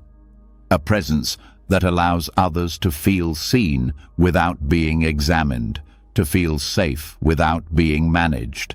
And this begins not with technique, but with stillness, the stillness that comes after ego falls quiet. When a monk sits in meditation, they are not only cultivating inner peace, they are cultivating a presence that can be felt by others, a presence that calms the space around them. It's not dramatic, it's not designed. But when someone enters the room, they feel it. The silence becomes a kind of invitation, an unspoken message. You don't need to perform here, you can rest. This kind of compassion is not created, it is revealed. It flows naturally from the person who has stopped needing to center themselves, who has stepped back far enough to see that listening, without interruption or correction, is a rare form of love. That being fully present, without commentary, is often more healing than anything said aloud. Still, eyes don't stare, they don't scan, they don't search for a flaw or a reaction. They rest gently. They observe without evaluation. And that still gaze says more than advice ever could. It says, I see you, and I'm not trying to change you. That alone can soften another person's armor, not through persuasion, but through peace. In Buddhist culture, there are many moments of shared silence. Teacher and student, monk and layperson, friend and friend. The silence between them is not awkward, it is respected, because both know that truth often needs space to rise, that pain doesn't always need solving, that the heart can open when it is not being examined. Stillness is not passive in these moments. It is active, but without pressure. It watches with care. It listens beyond words. It makes room for someone to arrive as they are. That's why monks don't rush to comfort with words when someone cries. They sit beside them. They breathe with them. They stay. That staying, without speaking, can be more comforting than 1,000 apologies. To master this kind of silent compassion requires a shift in focus, away from what to say and toward how to be. It begins with noticing your own energy. Are you tense when others speak? Are you planning your reply while they're still talking? Are you holding back your presence because of discomfort? These are signs of inner noise. And when the noise is quieted, presence deepens. And when presence deepens, compassion becomes effortless. The reason still presence is so healing is because it carries no demand. Most people are used to being fixed, judged, or coached, even in subtle ways. But when someone sits with them and does none of that, their nervous system relaxes, their breathing slows, their defenses drop. Because they're not being observed as a problem, they're being witnessed as a person. And witnessing is a sacred act. In Buddhism, to witness means to see without interfering. It's the opposite of control. It's the art of holding space for another without trying to shape their experience. This requires strength. Not the strength to act, but the strength to refrain. To let someone be in pain without rushing to change it. To let them speak without jumping in. To trust that your stillness is enough. Still eyes are not disconnected. They are more connected than most realize, but they're not anxious. They're not looking for cues. They're not trying to fix. They are soft, open, present. They tell the other person, you are safe here. You are not being measured. And when that is felt, something shifts. The other person may cry, or smile, or go silent themselves, because in that moment they are no longer performing. They are no longer afraid.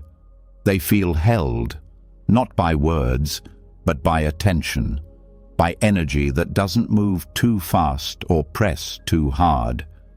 This is why in Buddhist rituals there are often long pauses, gaps of silence that are not fillers, but spaces of presence. These pauses allow everything to land.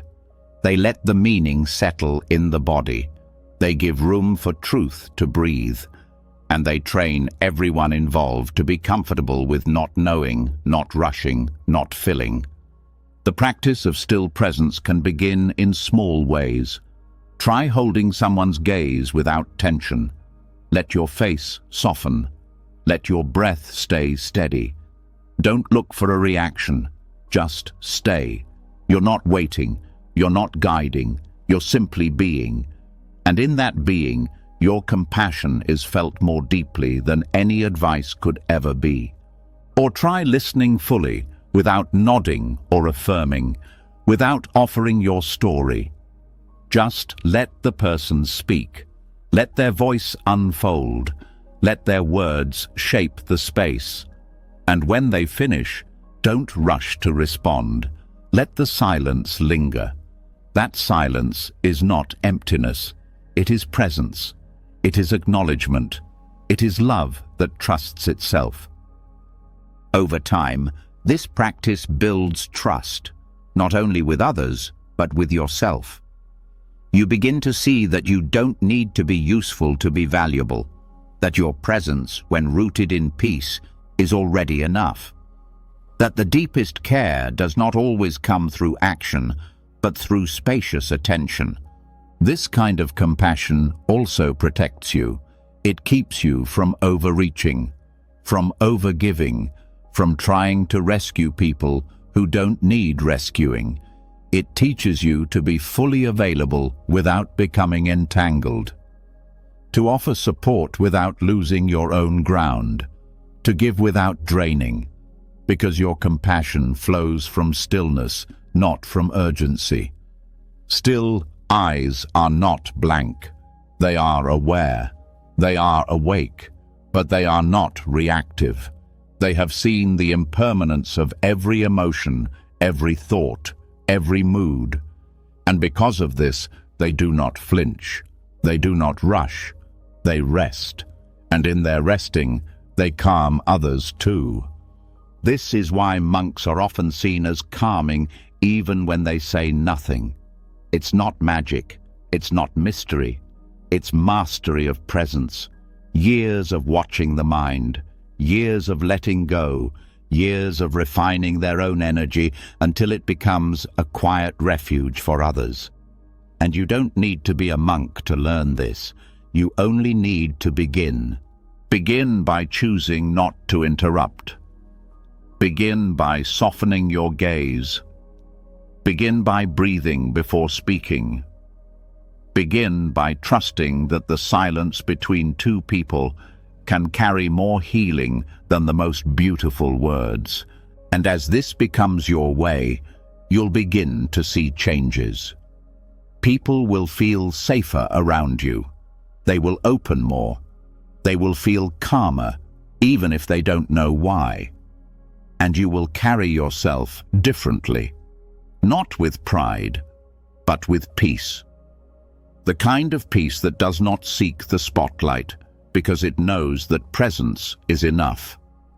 This is the power of silent compassion, a language beyond words, a transmission of peace through stillness alone. And from here, we go further. Because the next teacher isn't a human at all, but nature itself, the original master of wordless wisdom, a mountain that says nothing but teaches stillness, a river that doesn't explain but reveals flow, a tree that offers shade without asking for thanks. And after learning how still eyes can soften hearts without sound, how presence alone can carry the weight of compassion, something becomes clear. Words were never the real teachers. The deepest lessons were never shouted. They weren't printed or spoken. They were felt, known, absorbed through stillness. And no teacher delivers that kind of knowing more purely than nature. Trees, rivers, mountains, skies, they say nothing, yet teach everything. They don't need to convince. They don't try to persuade. They simply exist so fully, so silently, that their presence becomes a transmission. And those who are quiet enough to listen receive wisdom that no book could hold. In Buddhism, nature has always been more than scenery. It is the original temple, the oldest teacher. Long before monasteries were built, practitioners sat beneath trees. They didn't decorate the silence, they entered it. The Buddha himself reached enlightenment under the Bodhi tree, not in a lecture hall. And he did it not by mastering doctrine, but by observing life without interruption. Nature offered the perfect conditions, nothing to distract, nothing to debate, nothing to achieve, just being, just breath, just what is. Trees don't hurry, but they grow. They don't speak, but they communicate. And they never resist what is. Rain falls, and they receive it. Wind comes, and they sway. They lose their leaves when the season demands it. They break and heal without complaint. Their silence is not emptiness, it's acceptance, and in their quiet rhythm they remind us what it means to live in harmony with change, to not cling to one form, to not fight cycles, to not fear what comes and goes. Buddhist monks often retreat to forests, not just for solitude, but for alignment. Because nature doesn't perform. It doesn't ask for anything. Its silence is honest. And when you sit long enough among the trees, your breath syncs with theirs, your thoughts slow. The inner noise quiets, not because you forced it, but because nature gave you a mirror that reflects stillness, not judgment. That reminds you, growth does not require a story. Presence does not need effort. Rivers teach a different lesson. They never hold on. They move with whatever appears. They adapt to shape and stone. They do not resist the path. They become it. And in doing so, they show us the meaning of flow, not passive surrender, but intelligent movement. Every rock they pass was once seen as an obstacle, but the river does not stop to argue. It finds another way, always forward, always soft, but always unstoppable. The river teaches the heart how to keep going without hardening, how to move through difficulty without becoming it. In Buddhist philosophy, this quality is known as non-resistance, the ability to let things be as they are without adding more pain through mental tension. Nature models this perfectly. Nothing in the natural world overthinks. Nothing clings to what has passed. Nothing resists what comes.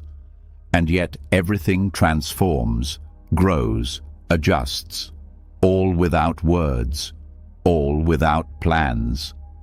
This is the wisdom of the natural world, not taught in sentences, but demonstrated in form. Mountains offer another kind of lesson. Stillness not as pause, but as presence that cannot be moved. They do not chase, they do not explain, they simply stand. And in that standing, they embody strength without force. They hold space for storms, for silence, for centuries of change. And yet they remain, not proud, not defensive, just steady. And those who sit near them begin to feel that steadiness in their own bones. When a person meditates at the foot of a mountain, they are not just sitting still, they are being held by something ancient, something unmoved by time. And that influence enters the nervous system. It teaches the practitioner that not every feeling must be followed, that not every thought deserves a reaction, that there is a deeper ground beneath every storm, a silence that doesn't flinch, a stillness that doesn't flee. Even small details in nature hold wisdom. The way a leaf falls without hesitation, the way a flower opens without forcing, the way dawn arrives each day without announcement. There is no ego in these moments, no one asking to be seen, no one trying to impress. And yet, the presence is so full, it fills the heart. It softens the mind. It heals without touching. This is why monks often speak of the Dharma not as something created, but as something discovered. The laws of life are already present, in the changing of seasons, in the birth and death of all things, in the quiet patience of a seed becoming a tree. Nature is always teaching. The question is, are we still enough to receive it? Even the sky teaches. It allows clouds to come and go without preference. It holds both storm and sunshine without clinging. It never asks the weather to behave. It simply remains open. And that openness is not passive, it is infinite. The sky does not push away what is unpleasant. It does not grab what is beautiful. It just makes space. In Buddhist practice, this is the heart of mindfulness. Observing without ownership. Feeling without fusion. Not resisting what arises. Not chasing what leaves. Nature does not preach. It does not correct. It doesn't argue for your attention. And yet, when you stand beneath a tree or sit beside a river, something inside begins to quiet, because the body remembers what the mind forgot, that peace was never complicated. It was simply lost under layers of noise. And the more you stay in nature's presence, the more those layers fall, one breath at a time. This is not poetic exaggeration, it's direct experience. Every tradition rooted in deep presence has turned to nature, not for decoration, but for transformation. Indigenous wisdom, Taoist reflection, Zen simplicity, they all point to the same truth, that nature is not just background, it's guidance, not just environment, it's teacher. And what it teaches is not theory, it teaches how to live. It teaches you that not everything needs a solution, that rest is productive, that silence is full, that growth takes time, that beauty does not depend on being seen, that letting go is part of renewal, that wholeness does not require perfection. These lessons are not explained in words. They are absorbed through presence, felt in the body, realized in the heart. Nature also shows us our place, not above, not separate, but woven into the same cycle. We breathe the breath the trees provide. We eat what grows from soil. We return to the ground when our bodies are done. And when this is understood, not intellectually but viscerally, humility arises. Not from shame, but from connection. A reverence for life that speaks without preaching. This is what Buddhist silence seeks to return us to. Not a forced stillness, but a natural one. Not an escape from life, but a return to its rhythm. And in nature, that rhythm is never broken. It is only ignored. But when we slow down, when we listen, not with ears but with presence, we find ourselves being taught again, taught by wind, by waves, by the space between birdsong, and slowly we begin to match that rhythm. We stop rushing, we stop chasing, we stop needing. And in that space, something opens. A peace not made but revealed. A clarity not spoken but felt. A truth not taught but lived. Nature teaches enlightenment not by giving answers, but by dissolving the questions. It doesn't point to some future state. It pulls you into now, where the tree is enough, where the breath is enough, where you, without explanation, are already whole.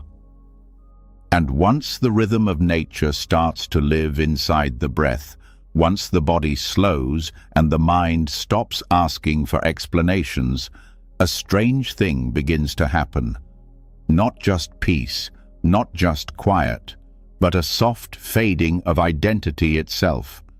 Not because something was taken, but because something is no longer needed. The voice inside that says, me, mine, I want, I need, becomes quieter.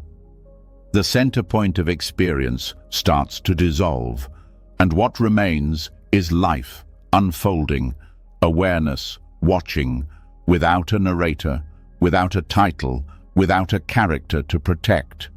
This is the disappearance of the I in prolonged silence, and it changes everything.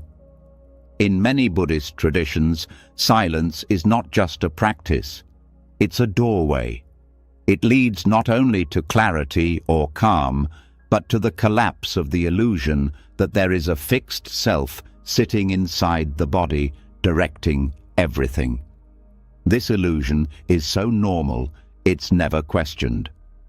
A person says, I am thinking, I am afraid, I am hurt. But in prolonged silence, that speaker begins to fade. Thoughts still come, feelings still move. But the sense that there's a solid identity behind them begins to fall apart. Silent retreats reveal this in a way no book or talk can.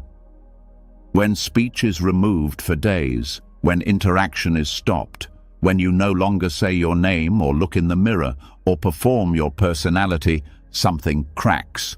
The ego starts to lose its anchors. It can't feed on feedback. It can't maintain its shape through routine conversation. And without that fuel, it weakens. What's left is not confusion, but freedom. Because most of what is called I is not actually chosen. It's remembered, rehearsed, reinforced through repetition. It's a looping narrative formed from past experience, future fear, social mirrors. But in silence, there is no one reflecting you back to yourself, no one to remind you of your roles, no one to agree or disagree with your identity. And that absence forces a deep confrontation. What am I if I stop telling the story? This is not a philosophical idea. It is a direct, bodily, destabilizing shift. During silent retreats, there often comes a moment, sometimes after hours, sometimes after days, where the inner voice that usually speaks in first person seems to fall away. It doesn't mean there are no thoughts, but the thoughts no longer claim ownership. This is painful replaces I am suffering. There is fear replaces I am afraid. It's subtle, but it opens a different reality. The more silence continues, the more transparent the mind becomes. And in that transparency, there's nothing left to cling to.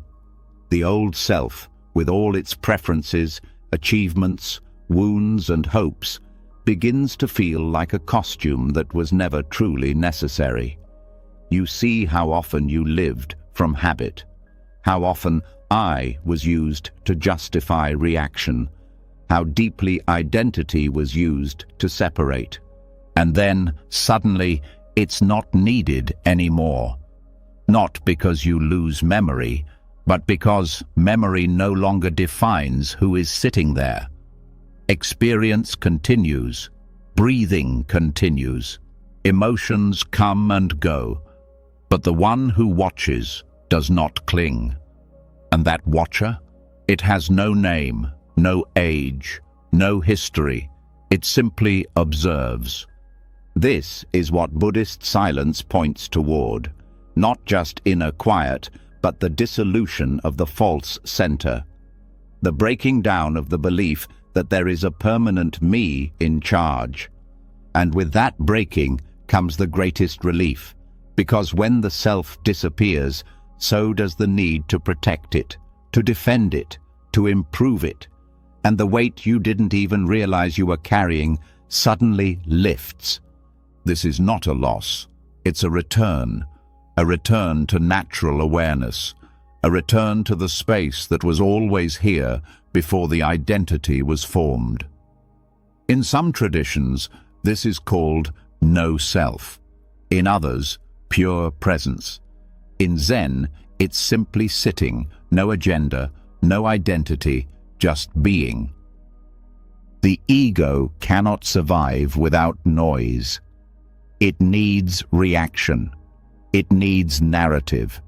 It needs problems to solve and positions to defend. But silence offers none of that. It offers only what is. The sound of birds, the rise of breath, the ache in the knees, the flicker of light, all seen clearly, all without commentary. In long silence, you begin to feel less like a separate observer of experience and more like experience itself. The boundaries blur. I am meditating becomes meditation is happening. I am here becomes just here. And the more this deepens, the more peaceful the mind becomes, because the root of restlessness is identification, the tension of holding up a self that never stops moving. And when that self dissolves, time dissolves with it. The day no longer feels long or short. The future loses its urgency. The past loses its grip. What's left is now, and now is enough. Not in theory, but in truth. A truth that needs no explanation, no name, no reference point. This is why people emerge from silent retreats looking different. Softer eyes, slower movements, a kind of gentle emptiness. Not because they've become less, but because they've stopped pretending to be more than they are. They've tasted life without a story, and that taste changes what hunger feels like. Even outside of retreat, these effects remain. You begin to see how often you use I when it's not needed. I think, I want, I believe. And sometimes silence answers back. So what? And the thought drops. Not in dismissal, but in understanding that the speaker was never required for the thought to exist. Experience was already happening. It didn't need ownership. This shift doesn't make you blank or empty in the negative sense. It makes you light, available, responsive rather than reactive. You stop living as a character. You start living as consciousness, not separate from the world, but woven into it. And from this place, compassion deepens, because there is less me and you, just awareness recognizing itself in different forms. The ego may return, it often does. But once you've seen through it, it can't fully trick you anymore. You begin to laugh at the old patterns. You let them rise and fall like waves without needing to surf them. You let silence wash through the mind without trying to hold it. And each time, the self softens a little more. In prolonged silence, identity thins, and what was once the center becomes transparent, not erased, not destroyed, just seen for what it was, a useful fiction. And once it's seen, something real can take its place. Not a new self, not a better image, but presence. Awareness without shape, consciousness without boundary. This is the heart of Buddhist awakening, Not becoming someone enlightened, but realizing there was never a someone to begin with. Only the play of thought, only the dance of form, and beneath it all, the silent witness, no face, no voice, just clarity. And now, from the place where the I fades, we explore a mirror. A still surface held by silence itself. Not to erase what's within, but to reveal it. Because when nothing is spoken, everything rises. Emotions buried, fears unprocessed, desires unmet. And in that mirror, something sacred begins to happen. And once the sense of I begins to dissolve, once the old voice no longer claims every experience, what's left is not silence alone. It's a mirror. A space so still, it reflects everything hidden beneath the noise. Not to accuse, not to shame, but to reveal. Silence, when held with awareness, becomes the most honest surface. It shows what speech hides. It shows what performance covers. And in that reflection, something long buried finally begins to rise. The fear that wasn't named, the grief that wasn't felt, the desire that was denied. All of it appears, not because silence created it, but because silence stopped covering it up. This is one of the most sacred and confronting uses of silence in Buddhist practice, to turn it inward, to sit not for calm, but for truth, not to escape emotion, but to uncover it. When all distractions are paused, when nothing is being said or reacted to, awareness has no choice but to face itself. And in that facing, the deeper work begins. Many emotions remain unseen, not because they are gone, but because they have been spoken over, turned into thoughts, translated into stories. But the original feeling stays buried, unfinished, and as long as it's unseen, it continues to influence behavior from underneath. It shows up in habits, reactions, and discomforts that don't make sense on the surface. Silence becomes the place where these unfinished emotions can rise, breathe, and finally be released. This requires more than stillness. It requires willingness. To sit with discomfort without narrating it. To feel what surfaces without labeling it. The mind will try to help. It will say, "This is sadness from that time," or "This is fear about that person." But silence invites a different approach. It asks you not to explain the emotion, but to feel it fully without needing to attach it to anything. In the stillness of extended silence, the body begins to speak in its own way. A tightening in the chest, a lump in the throat, a flutter in the stomach. These are not problems, they are signals. They are parts of you that were silenced long before you chose silence. Now, they're returning, not to overwhelm, but to be heard for the first time without interruption. Buddhist monks describe this process not as analysis, but as opening. The emotional body unwinds when it feels safe, and it feels safe when it is no longer being rushed, fixed, or ignored.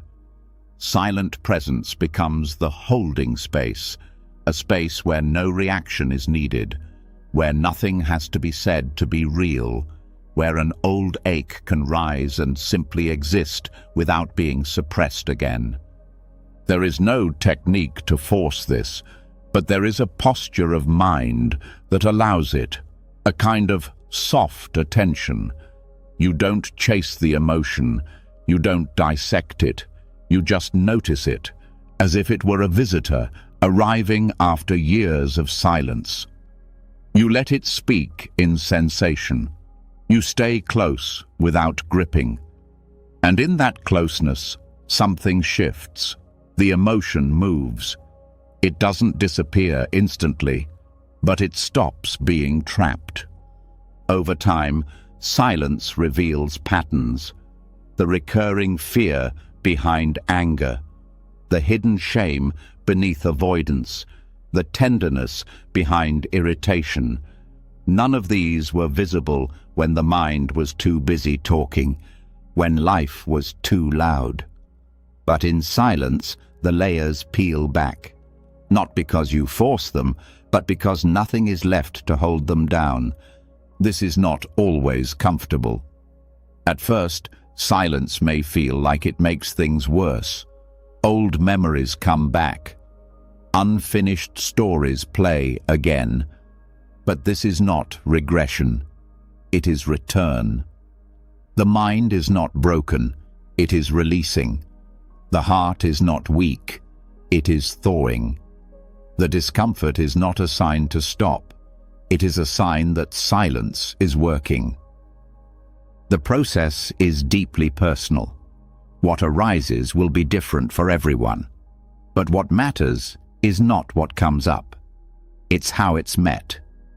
If you meet it with resistance, it hides again. If you meet it with analysis, it gets filtered.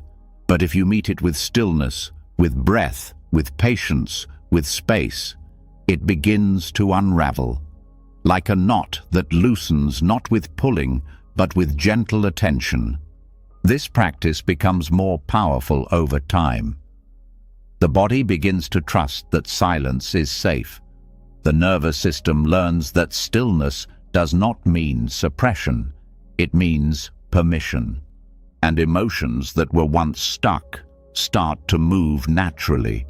You may find tears rising for no clear reason, or laughter, or a sense of grief you thought was long gone. Let it come, let it leave.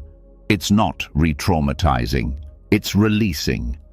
Silence, as a mirror, doesn't just reflect pain, it also reflects longing, desires that were pushed away, dreams never voiced, needs that were buried under duty or fear. These may rise with a kind of aching beauty. And again, the work is not to judge them, but to feel them without conditions, not to decide what to do about them, but to let them be part of your full humanity. Monastic life trains this skill deeply. Hours spent in silence are not only for peace, they are for purification, not in a moral sense, but in an emotional one. Letting the river of silence wash over the heart until what's left is not perfect, but true, not controlled, but whole. You don't need a retreat to begin this. You only need time. A space where you can sit without distractions, a commitment to stay even when discomfort arises, and a willingness to trust that what comes up is not a threat, but a message, something inside you trying to complete its cycle, something trying to return to balance. In the early stages, it helps to anchor attention in the body. The mind will try to leave, especially when emotion gets heavy. But if you keep your focus on breath, on posture, on sensation, the emotion stays grounded. It doesn't become overwhelming. It becomes energy, movement, awareness, and in that form, it can pass. Some traditions suggest placing a hand over the heart, not as a technique, but as a gesture of care, reminding yourself that whatever rises is allowed, that no part of you will be rejected, that silence is not judgment, it is sanctuary. As this becomes part of your practice, you may find less need to express emotions outwardly, not because you're suppressing, but because you're processing them at the source. You may talk less, but feel more. You may need less reassurance, because you've learned to reassure yourself through presence. You may cry more, but suffer less, because the tears are no longer blocked. Silence, as a mirror, also reveals beauty. the quiet joy that was always underneath, the lightness that follows release, the small moments that were once missed in the rush, and the growing trust that even the hardest emotions can be met without fear. What begins as reflection becomes transformation, not through strategy, but through surrender. You stop needing to be someone who handles things well. You become someone who lets things move through, and that letting becomes your healing. Eventually, this mirror becomes something you carry. In conversations, in crowded rooms, you no longer need to speak over discomfort. You no longer need to fill silence. You become the calm presence others feel safe around, not because you have answers, but because your silence is honest. And that honesty is rare. It is what people are starving for, even if they don't know it. A space where nothing needs to be performed, where every emotion is welcome, where stillness doesn't mean absence, but deep, radical presence. This is what silence offers, not just peace, but truth, not just quiet, but clarity, not just reflection, but release. And after silence begins to reveal what's hidden, after emotions rise, speak, and are finally released, what's left in that cleared space is not just freedom, but temptation. The mind, freshly emptied, looks for something to reach for, a thought to follow, a voice to hear, an opinion to share. It craves noise, not just sound, but stimulation, not because it needs it, but because it's used to it. And this craving, quiet but persistent, is the root of addiction most people never see, not to substances, but to attention, to speaking, to thinking. And now comes the deeper challenge, not to fill that space again, but to stay empty, on purpose. This is where silent abstinence begins. In Buddhism, restraint is not punishment. It is precision. It is the conscious decision to stop feeding what weakens clarity, to pause what the ego uses to survive. Most people associate addiction with obvious behavior, but in this practice, addiction includes subtle habits, the need to respond, to explain, to be noticed, to always be mentally active. These are internal compulsions, and, like all compulsions, they operate under the surface. They shape how you move, speak, react. Silence exposes them. And with that exposure comes the opportunity to break them, not through control, but through absence. Silent abstinence means choosing not to act on mental impulse, choosing not to speak when the urge rises, not because the moment demands silence, but because the mind has never known how to stop. The need to fill space with words, the pull to narrate experience, the habit of sharing every opinion, all of these are ways the ego keeps itself intact. Voluntary silence severs those lines, not violently, not dramatically, just by refusing to participate. This practice begins when you notice the craving to speak, and you don't. You feel the desire to respond, and you wait. You sense the thought forming, and you let it pass without giving it a voice. It feels small, but it isn't. Every time you pause, you cut a thread tied to identity, control, performance. And with each thread that breaks, the space inside you grows stronger. Not empty, just quiet, capable of holding itself without distraction. Monks train in this by taking temporary or long-term vows of silence, but the deeper training is not just about the voice, it's about energy, the energy that constantly reaches outward, that wants to be seen, heard, validated. In silence, that energy has nowhere to go, so it turns inward. At first, this creates discomfort, a feeling of restlessness. But that restlessness is not a problem. It's a signal. The nervous system is adjusting to stillness. The ego is losing one of its tools, and that loss, if held with patience, becomes freedom. What's revealed in this process is how often speech is used as escape. Escape from uncertainty, from boredom, from discomfort. People speak not always because they have something to say, but because they cannot bear to be with themselves.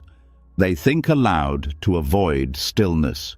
They explain to avoid feeling, and this constant output keeps them tied to an inner dependency, the belief that meaning must always be performed.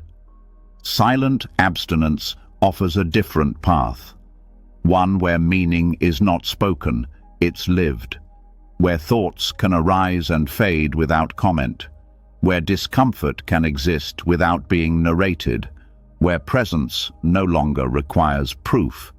And this path, while simple, is deeply radical. It refuses to participate in the cycle of constant reinforcement. It says, what if I don't respond? What if I let this moment be enough, exactly as it is? This changes everything. The body relaxes, the mind slows, the pressure to speak dissolves, and with that, something beautiful begins. A deep awareness of how much energy is spent trying to maintain an image. An image built on reactions, affirmations, roles. When those drop, you meet yourself not as a persona, but as presence. Silent abstinence also reveals the addiction to attention, not just receiving it, but managing it. The way the mind constantly checks how it's being perceived, the way it scans conversations for approval, the way it shapes words to protect image. These are not neutral acts, they are habits. Habits that keep the ego in control. In silence, they are seen clearly, and once they're seen, they can no longer run automatically. You may begin to notice how often you want to comment, how quickly the mind creates opinions, how intensely it wants to share, compare, correct.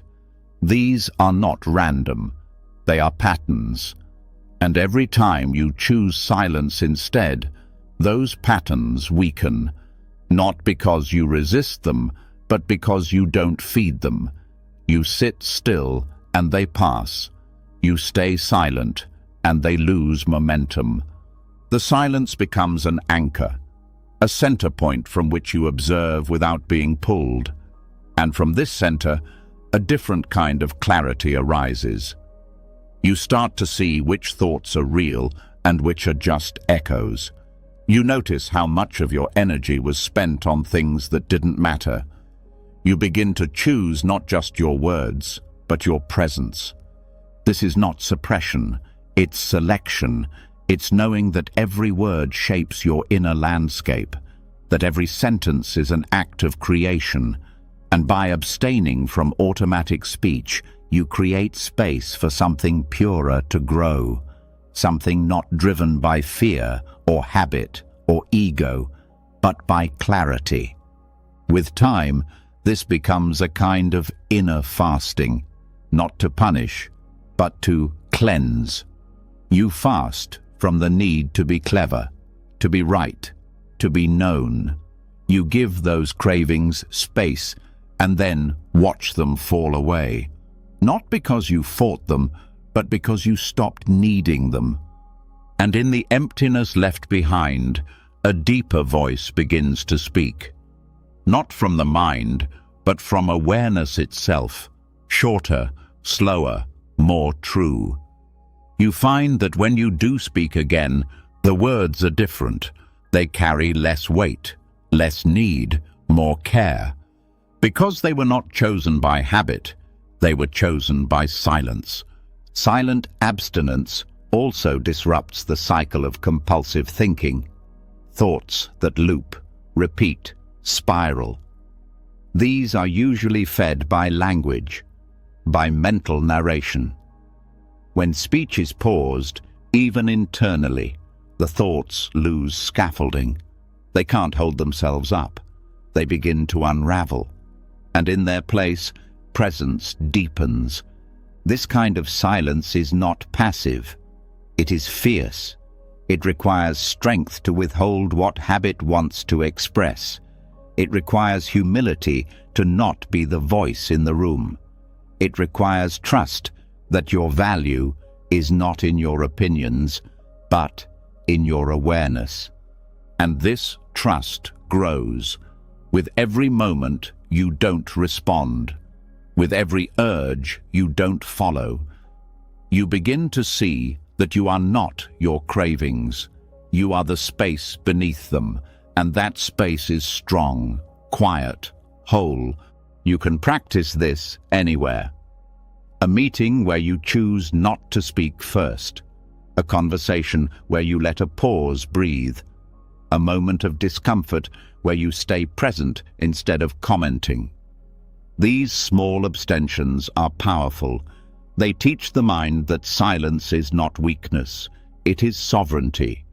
And from this sovereignty, a new kind of communication emerges. One that begins not with the need to be heard, but with the discipline to listen. One that speaks only when the silence has said everything it can. One that carries peace, not performance.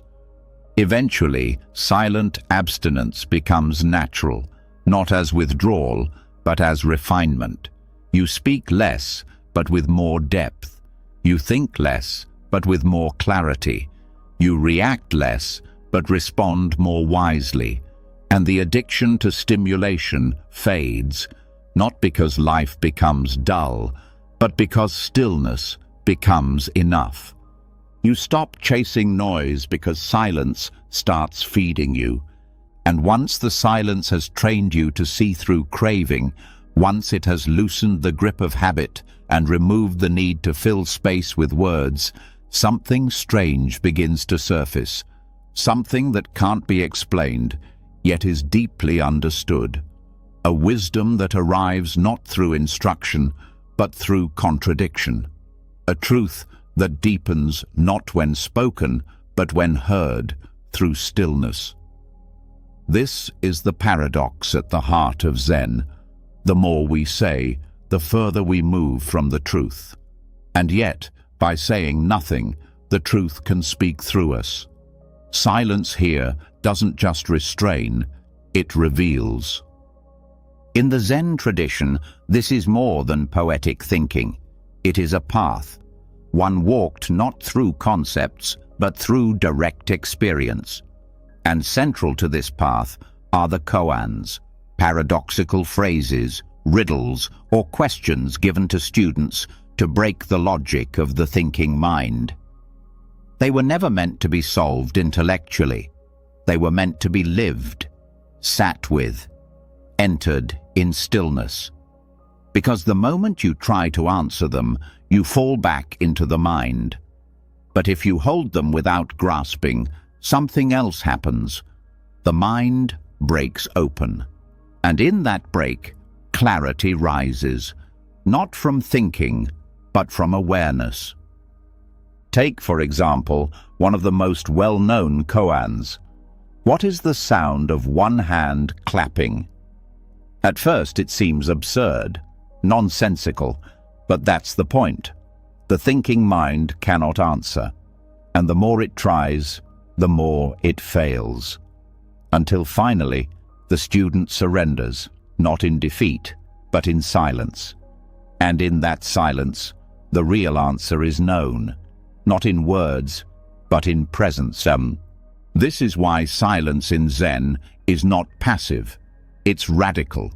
It confronts the ego's addiction to knowing. It interrupts the belief that truth can be possessed, and it introduces a different kind of knowing, one that exists before language, one that cannot be written, only lived. Many Zen masters refuse to answer questions directly. When asked, "What is enlightenment?" some would raise a finger, others would shout, some would remain perfectly still. None of these were random. Each action was a living koan, a gesture meant to bypass the intellect and shock the student into presence. The goal wasn't to give an answer. The goal was to destroy the question itself. Because in Zen, the real block to understanding isn't lack of information, it's too much reliance on thought. Words divide, define, explain. But some truths exist before division, before definition. And to reach them, the mind must be still, not just quiet, but emptied of assumptions. Only then can the paradox begin to work. Only then does silence become the loudest teacher. One Zen saying goes, "Don't seek the truth, just drop your opinions." And yet, how do you drop something without replacing it? The koan enters here, not with answers, but with friction. It introduces something the mind cannot control, a question that can't be closed, a phrase that won't submit, and in wrestling with it, the student exhausts the habit of mental control, until finally, in stillness, a shift happens. Not in knowledge, but in perception. This is what Zen masters point to when they say things like, "The finger pointing at the moon is not the moon." Language can gesture, but the experience itself lives beyond it. And silence, refined through paradox, becomes the only thing that can touch it directly. In silent retreats, students often sit with a koan for hours or days, not to decode it, but to merge with it, to let it shape their awareness. The question becomes a mirror, a fire, a pressure that dissolves thought. And when the student finally stops trying to answer and simply becomes the question, awakening becomes possible, not as an idea, but as a shift in the way reality is seen. There's power in how absurd these teachings can sound. What was your face before your parents were born? When you meet the Buddha on the road, kill him. These aren't invitations to analysis. They are traps for the analytical mind, traps designed with love. Because only when the mind admits it cannot know, can the heart start to feel what's been true all along. In everyday life, this same principle applies. Sometimes silence is the clearest message. When someone is grieving, it's not words that help, it's presence. When the world becomes too loud, it's not more noise that brings clarity, it's stillness. And when your own thoughts begin to spin, it's not thinking harder that solves it. It's sitting quietly, allowing the spin to slow on its own. Zen understands this deeply, that silence does not hide meaning. It reveals what noise covers up. The more one speaks, the more distortion enters. The more one quiets, the more space truth has to breathe. And this is why Zen monks often answer questions with a bow, or with a long pause, or with a smile that says nothing, but contains everything.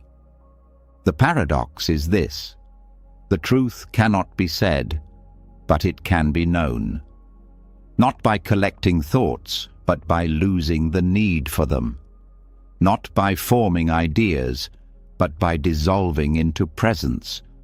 The answer in Zen is not given. It is found only when the one asking disappears. In this way, silence becomes not just a practice, but a kind of blade. It cuts through confusion, through attachment to form, through identification with the voice in the head. And each time it cuts, it reveals something simpler, lighter, truer, something that was never hidden, but simply unheard beneath all the mental noise. Some practitioners experience moments of sudden clarity while sitting with a koan. A sound becomes sharp, a breath feels infinite. The distinction between self and world softens. These moments are not caused by the koan, they are caused by the space the koan creates.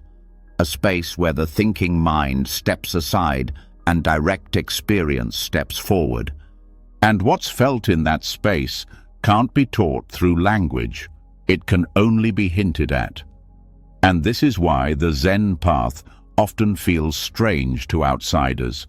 It's not interested in answers, it's interested in awakening, not in explanation, but in experience. And silence, wielded with awareness, becomes the perfect tool for that awakening. Even outside of formal practice, this paradox remains. There are times when someone asks you a question, but the honest answer is presence. When no words can meet what the moment holds. And if you've trained in silence, you'll know not to rush. You'll trust the pause. You'll let the quiet do the speaking, because sometimes the most compassionate response is stillness. Sometimes the clearest answer is no answer at all. Zen koans are not problems to solve. They are doors. Doors that only open when you stop knocking. And silence is the key. Not the silence of avoidance, but the silence of full attention. The kind of attention that says, I am here, without grasping. I am aware, without needing. And that kind of presence is not silent because it has nothing to say. It's silent because it has already said everything. As you walk deeper into this kind of silence, life begins to feel different. Not softer, but clearer.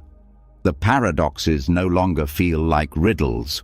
They feel like reflections. You begin to see that life itself is a koan. That being alive without knowing why is the greatest mystery of all, and that living fully without needing an answer is the deepest form of peace. This is the teaching that no words can hold, a teaching that doesn't come from the mouth, but from the silence behind the eyes, a teaching that cannot be written, but can be lived. And once silence has taught through paradox, once presence itself has become the lesson, even the mind's resistance begins to take new forms. It shows up when the world grows dark and the house falls quiet, when sleep doesn't come and stillness feels endless. But what was once seen as a problem can now be transformed into practice. Restless nights, once filled with frustration, can become sacred ground, not through forcing rest, but through welcoming awareness. Because when the body cannot sleep, the mind can still awaken. This is how stillness turns insomnia into meditation, and how Buddhist monks have used those very hours to deepen their path. In Buddhist monastic life, the night is not wasted. When sleep is light or slow to come, monks do not fight it. They sit up in bed. They breathe. They enter the body with attention. They allow the hour to be what it is, another field of practice. No anger, no resistance, just a shift in posture, both physical and mental. This approach treats wakefulness not as a mistake, but as an invitation, because every moment, even those between midnight and dawn, carries the potential for awareness. This way of seeing the night changes everything. Instead of labeling sleeplessness as failure, it becomes a return to presence. There is no pressure to fall asleep. There is only the breath, the rise and fall of sensation, the quiet around you, the pulsing stillness within. You do not try to leave this moment. You let it hold you. And that letting becomes the practice. Many who struggle with insomnia suffer not from lack of sleep itself, but from the mind's reaction to it. The story begins. This is bad. I'll be tired tomorrow. Why can't I shut off? These thoughts become the real suffering, not the wakefulness.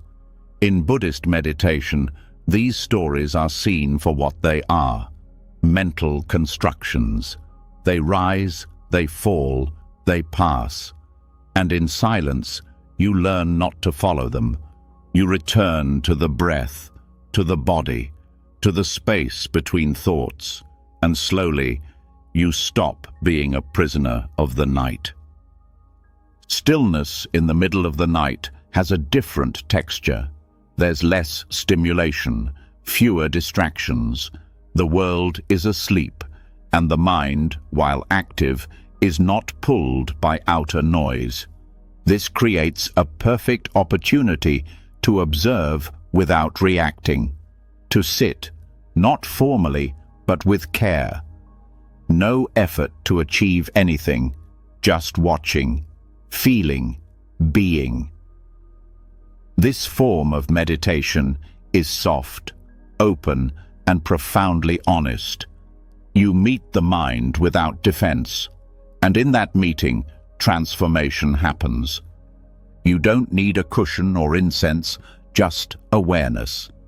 Whether lying in bed or sitting upright, the point is not posture, it's presence. The silence of night supports it naturally. The dimness invites inward attention, and in this quiet, you begin to notice what's always been there: the subtle tension in your jaw, the temperature of your hands, the thoughts that repeat.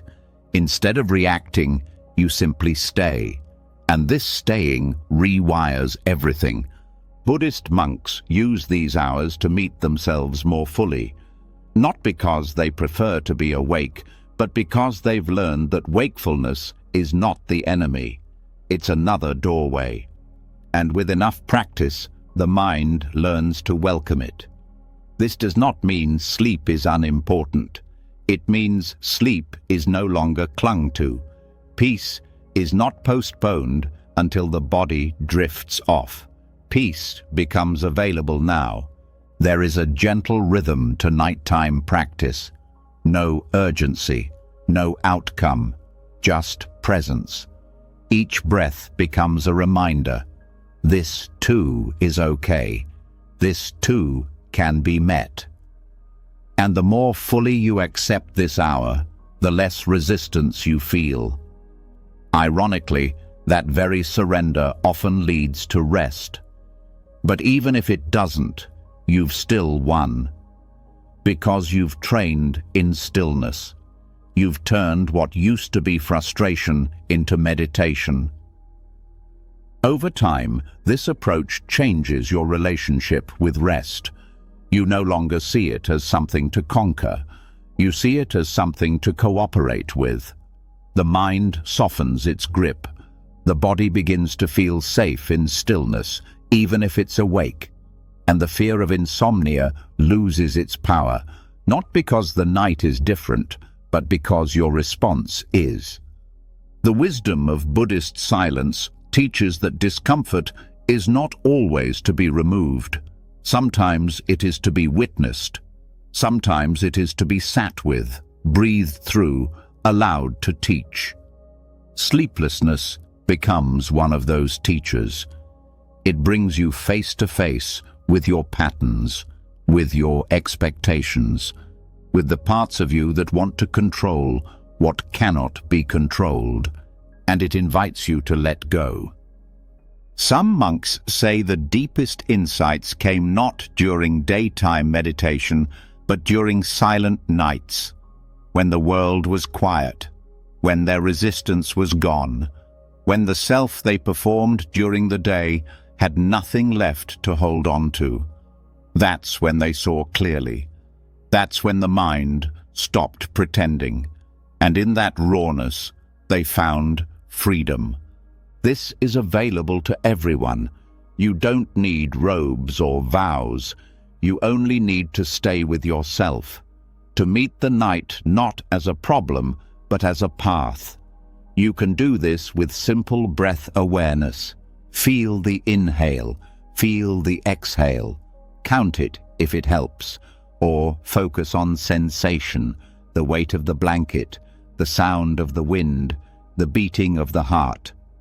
Each of these is a gate, a way to step deeper into now. When thoughts come, notice them. Don't push them away, but don't chase them either. Let them rise and fall like waves. This letting is the essence of meditation. Not control, but non-clinging. You are not trying to fix the night. You are practicing freedom within it. There is beauty here, a kind of intimacy with yourself that cannot happen during the day. You meet the edges of your mind. You see what it grabs for. You learn what it fears. And you do it gently, without judgment, with a quiet hand. This is not just spiritual practice. This is self-compassion. And even when nothing seems to be happening, something is. Your nervous system is learning to settle without external reward. Your awareness is learning to stabilize without needing distraction. These are skills far more valuable than sleep. These are tools that carry into every moment of life. Eventually, the fear of the night fades. You no longer dread restlessness. You welcome it. You treat it as extra time to wake up. And this changes everything. You stop seeing wakefulness as failure. You stop counting hours. You stop needing the night to go a certain way. And in that surrender, both body and mind begin to rest more easily, because nothing is being demanded of them. This way of being moves beyond night. You start to bring the same attitude to discomfort during the day. You stop needing things to change for you to feel okay. You stop fighting what is. You meet each moment with the same silent awareness you met the night with. And this is liberation. In Buddhism, sleep is not seen as a break from practice. It's seen as part of the path. How you meet the moments before sleep and the ones when sleep doesn't come shapes your training. It shows how well you've learned to sit with what's real. It reveals your relationship to control, to effort, to surrender. And in the still hours of the night, when no one is watching, your practice becomes real. No applause, no achievement, just breath, just presence, just you and the mind, learning to be together without conflict. So the next time sleep stays away, don't fight, don't beg. Sit up, breathe, feel. Enter the sacredness of the moment. Let the silence of night become your temple. Let the stillness of now become your teacher. And when the night no longer threatens peace, when even sleeplessness has become a doorway to presence, a new awareness begins to grow. A subtle realization that silence itself is not just still. It vibrates. It hums with something deeper than quiet. It has tone, texture, rhythm, not in the way the ears hear, but in the way awareness feels. There is a frequency to emptiness, and tuning the mind to it is not metaphor. It is medicine. A way of softening internal noise not by shutting it down, but by aligning with something that already lives beneath it. A field of stillness that doesn't push thoughts away, but dissolves their hold simply by being more constant than they are. This shift begins when silence is no longer treated as absence, when it is no longer something between words, but something with its own presence. The moment you stop listening only for sound and start sensing the space itself, something in the nervous system responds. The body loosens, the breath lengthens, the emotions untangle. Because they are no longer reacting to thought, they are syncing to a different signal entirely, one that doesn't shout, one that doesn't demand, one that simply is. Buddhist practice points here again and again. The concept of shunyata, or emptiness, is not a void to fear, it is a resonance to enter. It is not lifeless, it is alive in the purest sense, empty of ego, yes, but full of clarity. And this clarity, when tuned into, begins to clear out what was never needed. The mental loops, the emotional tension, the unspoken stress that builds when the mind is tuned only to the surface. Silence resets not because it fixes anything, but because it brings the whole system back into harmony. This frequency of emptiness can be felt most clearly when the mind is quiet but alert. In meditation, in nature, in long periods of intentional stillness, this tone becomes perceptible. Not as sound, but as depth, as a kind of low hum of peace. It doesn't announce itself. It doesn't ask for attention. It simply becomes more obvious the less you interfere. And the more you rest into it, the more you begin to feel that your thoughts are not the default. They are the interruption.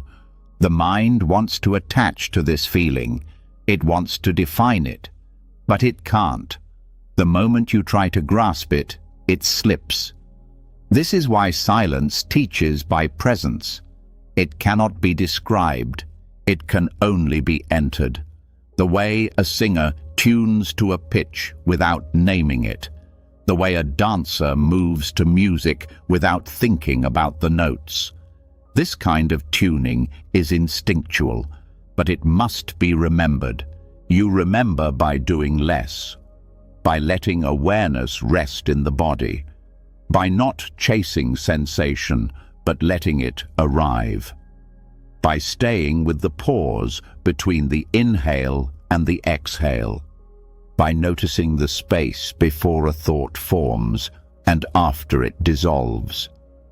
These are not gaps to fill, they are thresholds.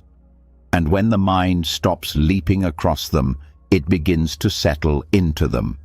It begins to feel their texture. The texture of silence is not flat, it is layered. It shifts depending on your depth of presence. On the days when the mind is chaotic, the silence feels distant. But the more you sit with it, the more it begins to rise. And with that rising, the noise begins to soften, not because you fought it, but because it was never as real as the stillness beneath it. This frequency can be accessed anywhere. You don't need a mountain. You need attention. Full attention. Soft attention. The kind that doesn't grasp. The kind that rests without falling asleep. The more you bring your awareness to the silence, the more the silence begins to bring its rhythm into you. It's not an effort, it's a tuning, like placing a bowl in water and letting it float. The bowl does not need to move, the water carries it. Some monastics speak of silence as a kind of inner bell, one that rings beneath thought, one that always vibrates with clarity, regardless of what the mind is doing on the surface. You cannot force this bell to sound louder, but you can become still enough to hear it. When emotional overwhelm strikes, this practice becomes essential. The common reaction is to fight the emotion, to analyze it, to fix it. But Buddhist silence offers another approach. Don't fix, don't name, don't suppress. Tune to the stillness, not to make the emotion disappear, but to let it rest in something larger than itself. Overwhelm grows when emotions feel like everything, when they fill the whole field of awareness. But when the mind is trained to feel the background silence, that emotional field shrinks. It doesn't vanish, it becomes part of a larger landscape, and in that larger space, it becomes bearable, breathable, movable. Mental chatter responds the same way. When the mind spins stories, they feel urgent. But if you bring attention not to the story, but to the silence beneath it, the urgency fades. Not by resisting the thought, but by placing it in context. The silence reminds you, this is just one wave in an ocean. You are not the wave. You are the space the wave rises in. Practicing this tuning throughout the day can change the whole way you live. In a noisy room, find the silence between voices. In a tense conversation, feel the stillness beneath the emotion. In a crowded mind, return to the breath and then to the space around the breath. Each time you do this, you are tuning. You are moving your awareness from the surface to the source. Eventually, you will find that even in chaos, the frequency of silence remains stable. Even in pain, the vibration is untouched. And that tuning becomes not just a practice, but a refuge. A place you return to. A home that cannot be shaken. Not because the world is quiet, but because you are tuned to something deeper. Some people experience this frequency as lightness, others as warmth. Some describe it as emptiness that feels full. Words fail, but the experience remains. What matters is not how you describe it, but how often you return to it. The more you do, the more it recalibrates your nervous system. The more it becomes your default signal, the less control the external noise has over you. You stop reacting from habit. You start responding from clarity. You no longer seek peace in the world. You bring peace into it, not by effort, but by frequency, by resonance, by being aligned with the silence that holds all things. In this state, silence becomes your teacher, your anchor, your medicine. You no longer need to escape the noise. You just stop tuning into it. You no longer need to argue with the mind. You just let it play in the distance while you stay rooted in the soundless tone of presence. And now, as the mind grows quieter and your awareness becomes more attuned, something gentle emerges. Not just peace, but joy. A quiet joy that doesn't need to be shown. A smile that doesn't come from what's happening, but from what isn't. A joy that lives beyond expression, that moves in silence, that does not need to be shared, to be felt fully. And once the mind begins to match the frequency of silence, once presence becomes a resting place rather than a goal, something else starts to rise. Not a thought, not a feeling, but a kind of inner brightness that asks for nothing. Not attention, not confirmation, not approval. It just glows quietly from within, like light through paper. It doesn't need to be seen to be real. This is the silent smile, a joy so subtle It doesn't demand expression. A joy that doesn't speak, but says everything. Buddhist teachings don't describe joy as a peak or a performance. They speak of it as a steady inner flame, a smile that exists in the heart, not on the face. A smile that's not waiting for a reason. This kind of joy doesn't come from entertainment or praise or success. It comes from stillness itself, from the simple, sustained awareness that life is here, now, and that nothing more is required. The silent smile is not a mask. It's not worn to please others. It's not forced in moments of discomfort. It is the natural byproduct of presence.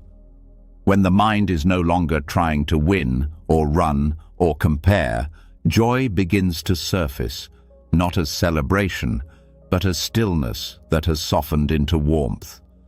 In Buddhist tradition, this joy is sometimes described as mudita, sympathetic joy. The kind of happiness that rises not from personal gain, but from connection, from the success, peace, or freedom of others. But it also refers to joy that arises for no outer reason at all, a joy that comes from being aligned with what is true, no matter what is happening. This inner joy needs no words. In fact, speaking about it often pulls the mind out of it. The moment you try to describe it, the experience can dissolve.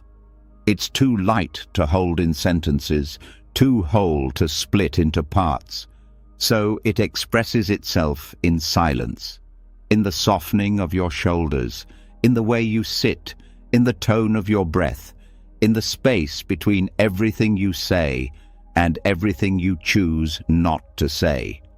This kind of joy has no spike. It has no crash, because it does not depend on outcome. It's not based on things going your way. It's rooted in being okay with the way things already are. And the deeper you go into this state, the more you realize how little is needed to access it. A single breath, a still moment, a quiet return to presence. You might begin to notice this joy rising in odd moments, after a long pause, while looking at something ordinary, during the quiet after a deep exhale. It's not flashy, it doesn't shout, it hums. It flows beneath the surface like calm water. You don't chase it, you let it carry you. This is where the practice begins, not with adding more joy, but with removing the reasons why it can't rise, the thoughts that say, "I'll feel peace when," the habits that tie happiness to conditions, the mind's belief that joy must be earned or explained. When these soften, joy appears on its own, not loudly, not dramatically, just enough to make the corners of your mouth lift, even when no one's around. That lift doesn't have to be visible. Sometimes the smile lives entirely in the body, in the breath, in the sense that nothing is missing, even when things are hard. This doesn't mean you avoid pain. It means pain no longer blocks access to joy. Both can exist in the same space. Stillness makes room for both. Buddhist monks are often seen with a slight smile, even in silence. This is not performance. It's alignment. Their smile is not from a joke or a thought. It's from the quiet joy of not needing anything else. They are not trying to impress. They are not trying to look peaceful. They have simply dropped what is not true, and what remains is joy without a story. You can feel this in people who carry deep stillness. Their joy doesn't try to convince. It just exists. And being around them feels like being near a warm sun, not because they radiate emotion, but because they are deeply at ease. This kind of presence is contagious. It doesn't need to speak. It doesn't need to comfort. It just is. And that being gives others permission to drop into their own quiet joy. To practice this silent smile, start not with your mouth, but with your breath. Let the breath slow. Let it deepen. Let your awareness rest in it without needing to change anything. As you settle, feel the corners of your eyes soften. Let your jaw unclench. Notice any subtle holding in the body and release it. Then simply sit without a goal and notice if something light begins to stir. Don't name it. Don't ask if it's real.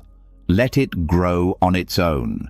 If the mind begins to judge, let that thought pass like wind. Return to the stillness. Return to the breath. This kind of joy cannot be forced, but it can be allowed. You may find that this joy comes more easily when you are alone, when no one is expecting you to speak, when no one is watching. This doesn't mean joy is antisocial. It means joy is most natural when it's not being performed. And the more you practice feeling joy without expression, the easier it becomes to carry that joy with you into every part of life.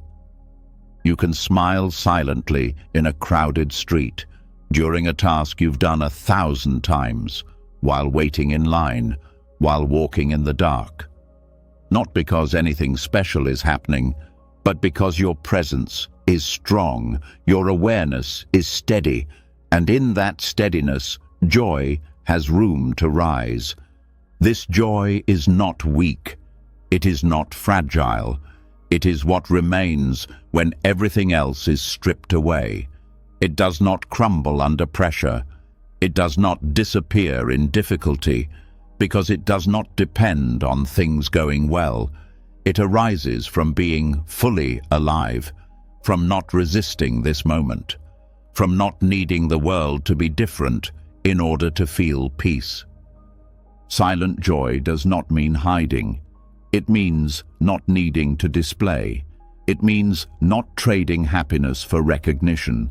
It means living from an inner well that doesn't run dry just because the outer world isn't clapping. This practice becomes a kind of secret strength, a way of walking through the world with lightness, of carrying peace through noise, of moving without leaving stillness behind. And as you deepen this practice, you begin to recognize this same joy in others, not always on their faces, but in their presence, in their stillness, in the way they listen, in the way they breathe. The more you tune into this, the more you realize that joy is not rare. It's just buried, under thoughts, under pressure, under the noise of needing to be someone.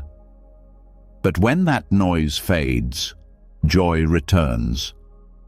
Not as a reward, but as your natural state. This is the joy that doesn't ask to be known, that doesn't rise to impress, that doesn't wait to be shared. It lives in silence, it lives in stillness, and it is yours, always. And when joy no longer depends on words, when it begins to rise quietly from within, untouched by conditions or applause, something even deeper is revealed. A truth most people avoid, a truth harder than silence, but more freeing than any joy alone. That suffering, too, can be met in silence, not because it's easy, not because silence makes it disappear in an instant, but because silence, when held without resistance, does something extraordinary. It becomes the softest place pain has ever touched, not to escape it, but to dissolve its sharpness without argument. This is how silence becomes an answer to suffering.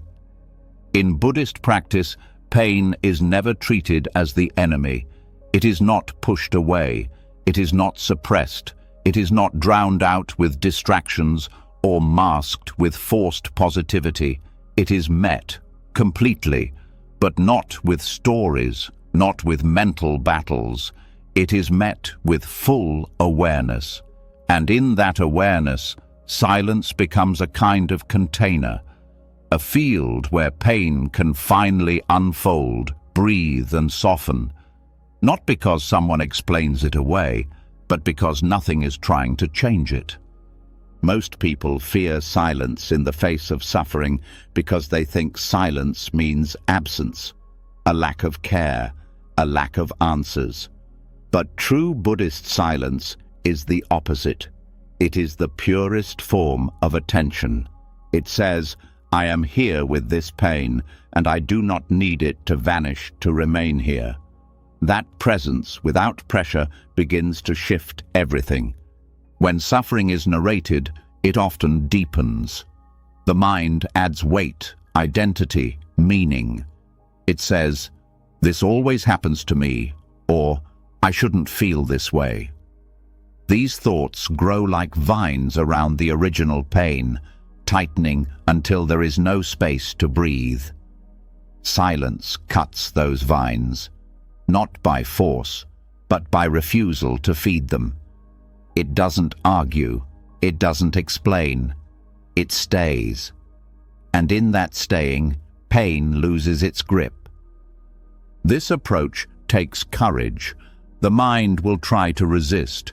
It will want to speak the pain aloud, to wrap it in story, to make it louder so that it feels real. But Buddhist silence invites a different path, to sit with the raw sensation without story, to breathe into the discomfort without labeling it as good or bad, to allow the body to feel what it feels without commentary from the mind. In this practice, suffering becomes a teacher.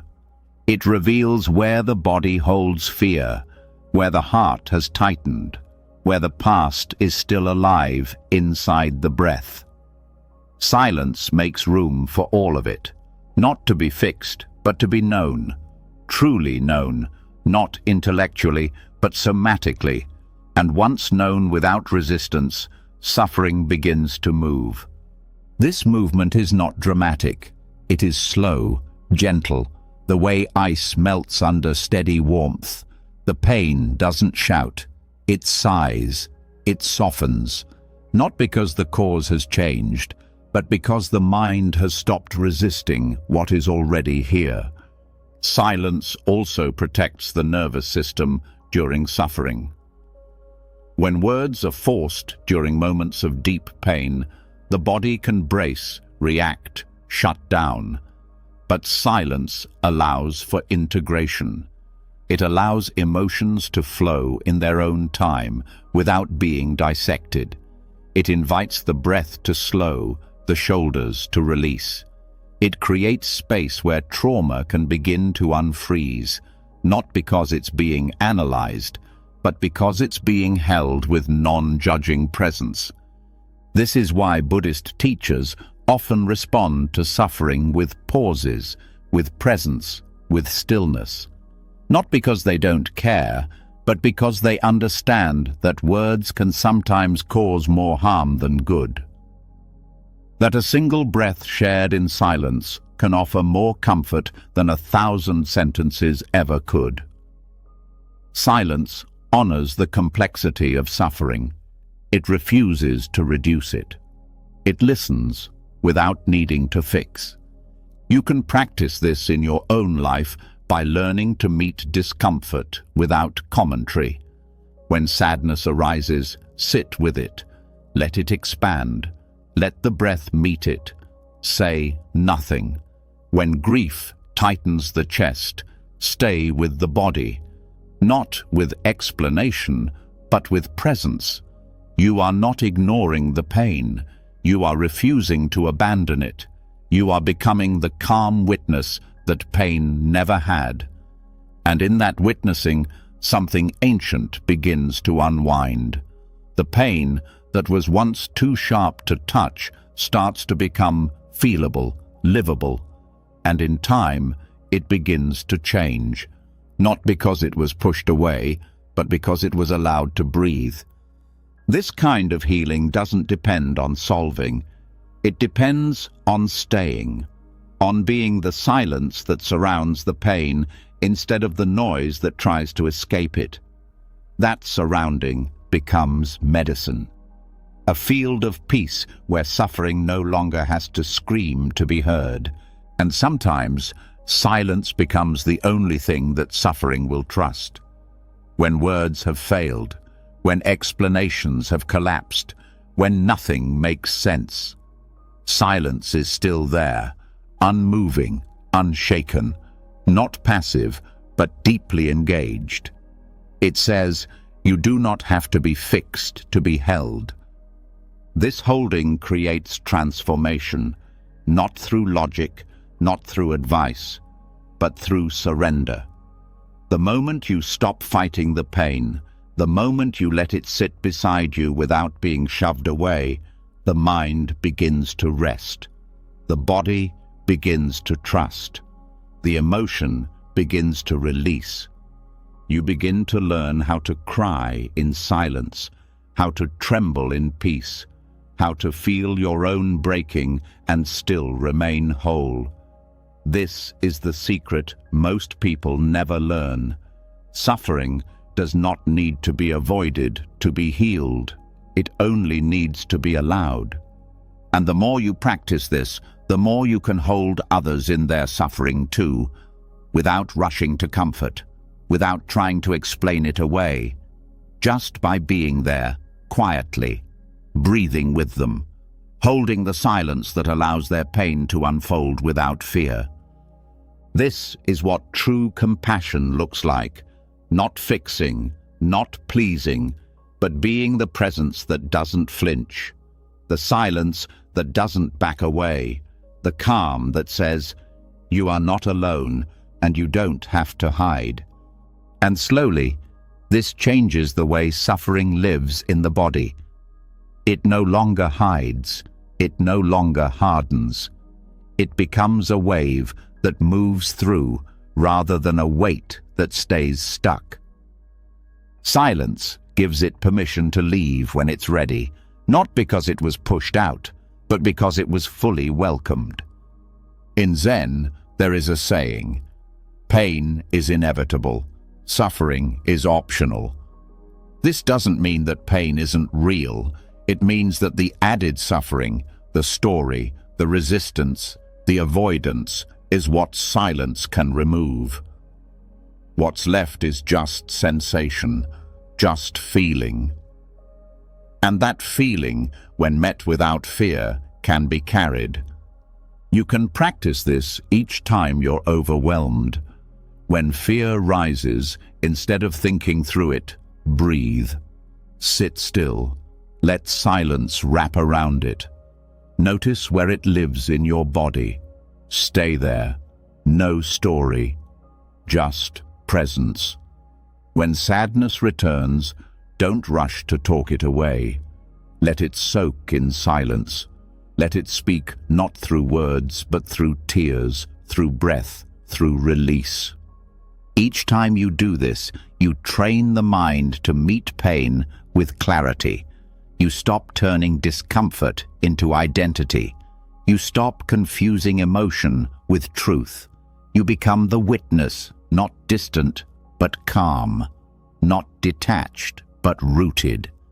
And over time, silence becomes your first response to pain, not because you have nothing to say, but because you've learned that words are not always the answer. Sometimes, being fully present is. Sometimes, the most powerful support is saying nothing, doing nothing, just sitting with what is until it changes shape on its own. This is not spiritual bypass. This is spiritual strength, the willingness to be with the full range of life without trying to escape, the strength to sit in the fire without rushing to cool it, the discipline to trust that pain, when met with love and stillness, eventually softens. And now, having learned how to meet suffering with silence, we enter an even more mysterious teaching. One that speaks not just to the mind, but to time itself. Because in silence, time begins to shift. The future fades. The past loses its weight. And what remains is something eternal. A moment that holds all others. A now that heals not because it lasts, but because it never ends. And when silence becomes strong enough to hold suffering without fear, when pain is no longer rushed or reshaped, but simply witnessed, the mind begins to soften even further. The stories weaken, the identity fades, and then something even deeper begins to dissolve. The clock. Not the ticking of seconds, but the internal pressure of time itself.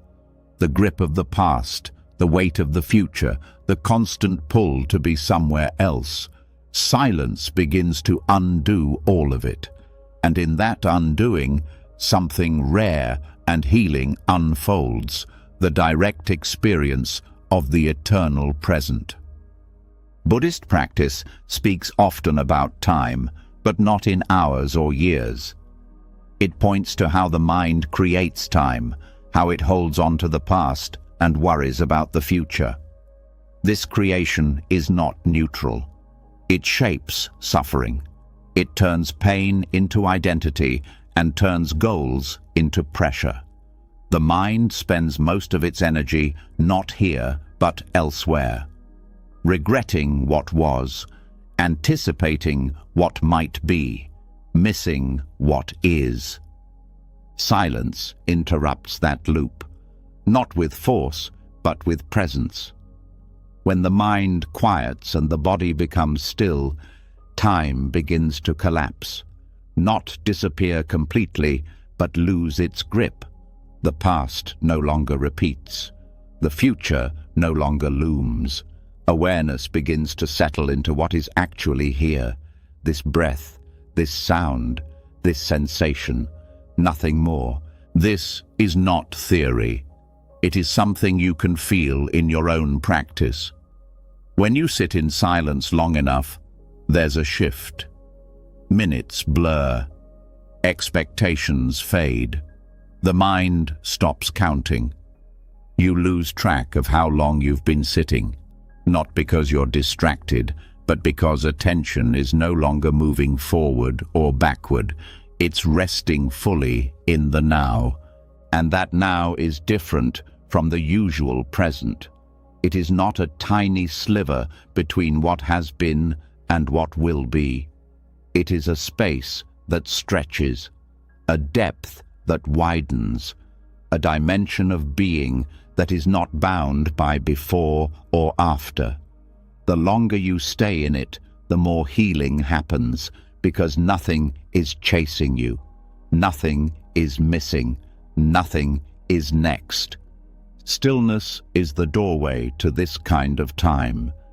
Not measured time, but living time. Timeless presence. A state where the heart stops racing ahead and the mind stops reviewing what cannot be changed. In this space, the nervous system calms because it no longer senses threat in the unseen.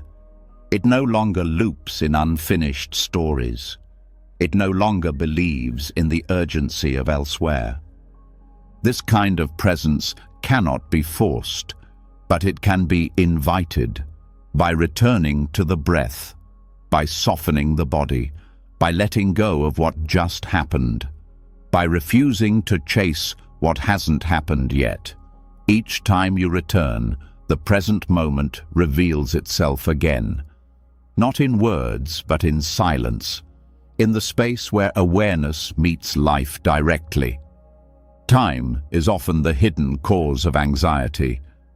The feeling of not having enough, the pressure to get somewhere, the guilt of not being where you thought you'd be.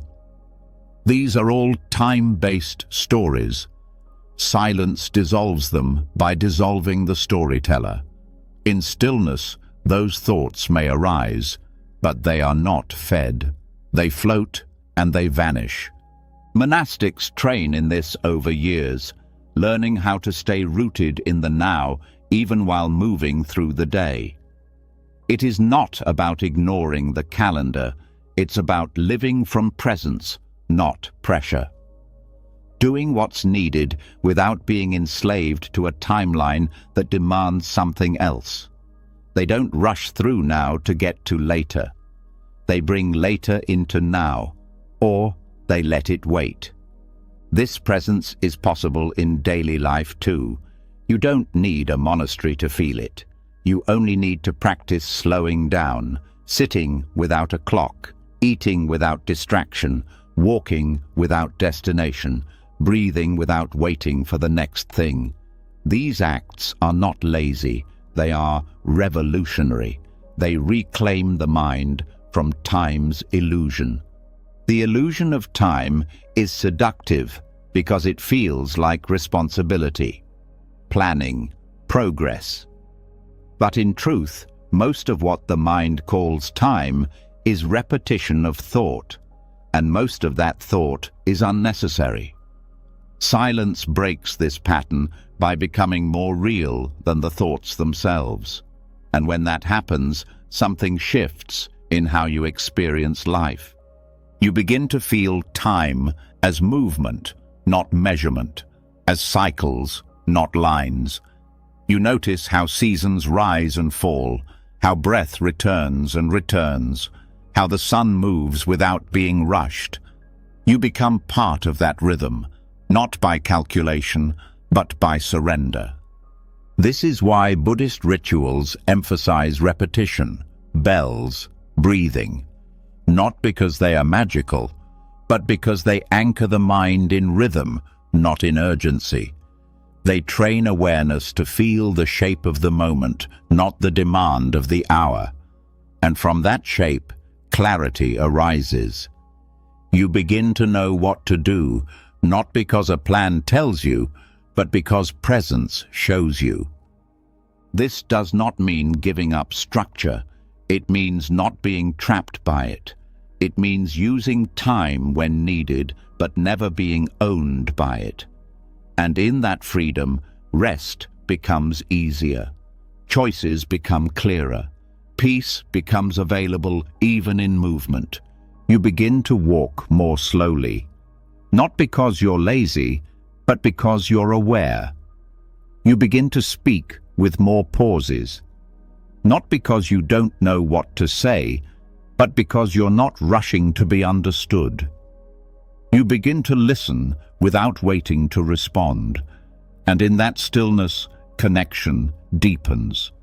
Not just with others, but with yourself. This is where healing begins. Because the mind cannot heal when it is running forward or backward. It can only heal when it rests in the now. Silence makes that rest possible, not by solving the past, not by securing the future, but by opening fully to what is already here. The body breathes, the heart beats, the world turns. That is enough. And in this space, you begin to see clearly.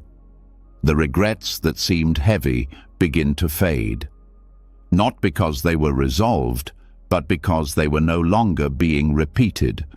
The worries that once felt urgent begin to loosen. Not because the future changed, but because you stopped trying to control it. This clarity doesn't remove all difficulty, but it removes the extra weight. It lets you meet each challenge from now, not from the story of how long it's lasted or how long it might last. This moment becomes the only ground you need to stand on, and in that ground you become unshakable. The silence of now doesn't speak, but it teaches. It shows you how much energy was spent outside of life, how much attention was pulled away from what matters, and it invites you back again and again, not as punishment, but as refuge. It is always here. It never leaves. Only the mind wanders. You may begin to feel that time isn't something to manage, but something to release. Not entirely, just enough to return to the rhythm underneath it all. The timeless current that runs through every breath, every moment, every movement. When you live from that current, stress cannot hold you. Regret cannot bind you. Fear cannot find you. And when time dissolves, when the present becomes more than just a moment, when it becomes your natural state, you begin to feel something else shift beneath the surface. A kind of lightness, not just of thought, but of presence. Because now there's less noise inside you. And with that quiet, something unexpected happens. You become less noticeable to the noise around you. Not because you disappear, but because you stop radiating the tension that attracts it. This is what it means to become invisible, not in body, but in energy. A silence so clear it protects you without a wall. A presence so inward, chaos can't grip it. This is how monks preserve their life force, by withdrawing not from life, but from unnecessary entanglement. The modern world drains people, not just through tasks, but through conversations that never needed to happen, arguments that lead nowhere, and endless reactions that serve no one.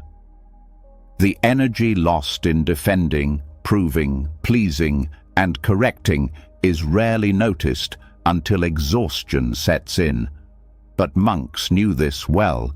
They practiced silence not only as a spiritual path, but as an energetic shield.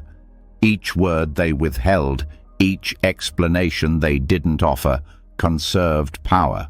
That power wasn't just for meditation, it was for life, for clarity, for movement without waste. The body knows when energy is being spent uselessly. You feel it after interactions that left you empty, after sharing too much, after explaining what never needed to be said. This is karmic clutter, old patterns that pull you into reaction out of habit. Silence breaks those loops, not by running, but by removing the fuel. When speech is withdrawn intentionally, the hooks can't land, the bait isn't taken, and what might have turned into emotional chaos dissolves before it begins. Protecting your energy doesn't mean becoming cold. It means becoming selective. It means knowing that not every truth needs to be said, not every opinion needs to be shared, not every conflict needs your attention.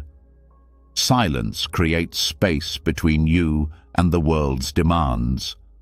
In that space, you choose, and choice is where power lives. Monastics often take vows of noble silence for this reason. In that vow, they are not forbidden to speak. They are freed from speaking unnecessarily. The mouth is no longer an automatic outlet for every impulse. The tongue becomes still. The eyes do more listening. The mind stops preparing responses, and the energy that was once spent managing perception is redirected inward. Strength returns. Focus sharpens. The body feels less fragmented. In daily life, this can be practiced in subtle ways, not replying to things that don't need a response. Letting silence stretch in a conversation rather than filling it with nervous words. Choosing presence over performance. Speaking only when words serve peace, not ego. These choices are not antisocial, they are mature. They protect the sacred rhythm of your attention. Every time you explain yourself unnecessarily, You offer a piece of energy that may not return. Every time you defend a position that doesn't need defending, you give away more than words. You give away peace. Silence says, I will not argue for my existence. I will not justify my stillness. I will not trade my calm for approval. And in that stance, you become invisible, not absent, but unreachable by drama. This invisibility is not isolation. It is a form of inner privacy, the kind that doesn't hide, but holds. You walk through the world without leaking energy. You sit in rooms without needing to prove yourself. You move through conflict without being pulled into its orbit. People begin to feel this. They speak differently around you, not because you silence them, but because your silence is clear. It creates a field, one where noise loses its appetite. In this field, your energy collects. It no longer escapes through gossip, through overthinking, through reaction. It pools inward. That reservoir builds not just peace, but power. The kind of power that doesn't need to dominate. The kind that rests quietly in the spine, in the breath, in the gaze. And that power can now be directed, not scattered. Monks use this energy to deepen their practice, to move with intention, to serve without burning out. You can use it the same way, not to withdraw from life, but to enter it without losing yourself. When silence becomes your default, not just externally, but internally, you begin to see clearly what is worth your attention and what is not. This clarity prevents karmic entanglement. Karmic energy accumulates when you keep responding to things that don't belong to you, when you engage with people who only want reaction, when you let your mind get pulled into arguments you never started. Each time you say less, you protect yourself. Each time you do not speak from impulse, you return to your center. And from that center, life becomes simpler, not easier, but more aligned. You start to act only when needed, speak only when true, rest when tired, move when called. There's no more noise between you and your knowing. That knowing is silent, and the more you trust it, the less you need outside noise to validate it. This is not about shrinking, it's about refining. You don't lose expression, you gain precision. You don't shut down feeling, you learn which feelings belong to you. You stop broadcasting your thoughts to be understood. Instead, you let your presence speak. Let your calm make the loudest statement in the room. People may not always understand this silence. Some may misread it. That's okay. The practice is not about being liked, it's about being whole. And once wholeness becomes your home, misunderstanding can't reach it. You stop translating yourself for people who aren't listening. You stop proving your worth in conversations that cannot see it.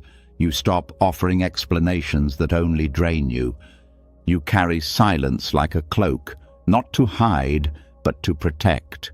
You walk through crowds untouched, not because you're absent, but because your presence is no longer scattered. Your energy stays with you, and that presence begins to nourish you, even in noise. You don't need the world to be quiet for you to stay calm. You've made calm your default setting, your true resting place. And from that place, you offer others something rare. Not your performance, not your opinion, not your energy, but your grounded presence. You become the person others feel safe around without knowing why. You become the quiet one whose energy speaks louder than words ever could. You become the anchor in rooms filled with wind.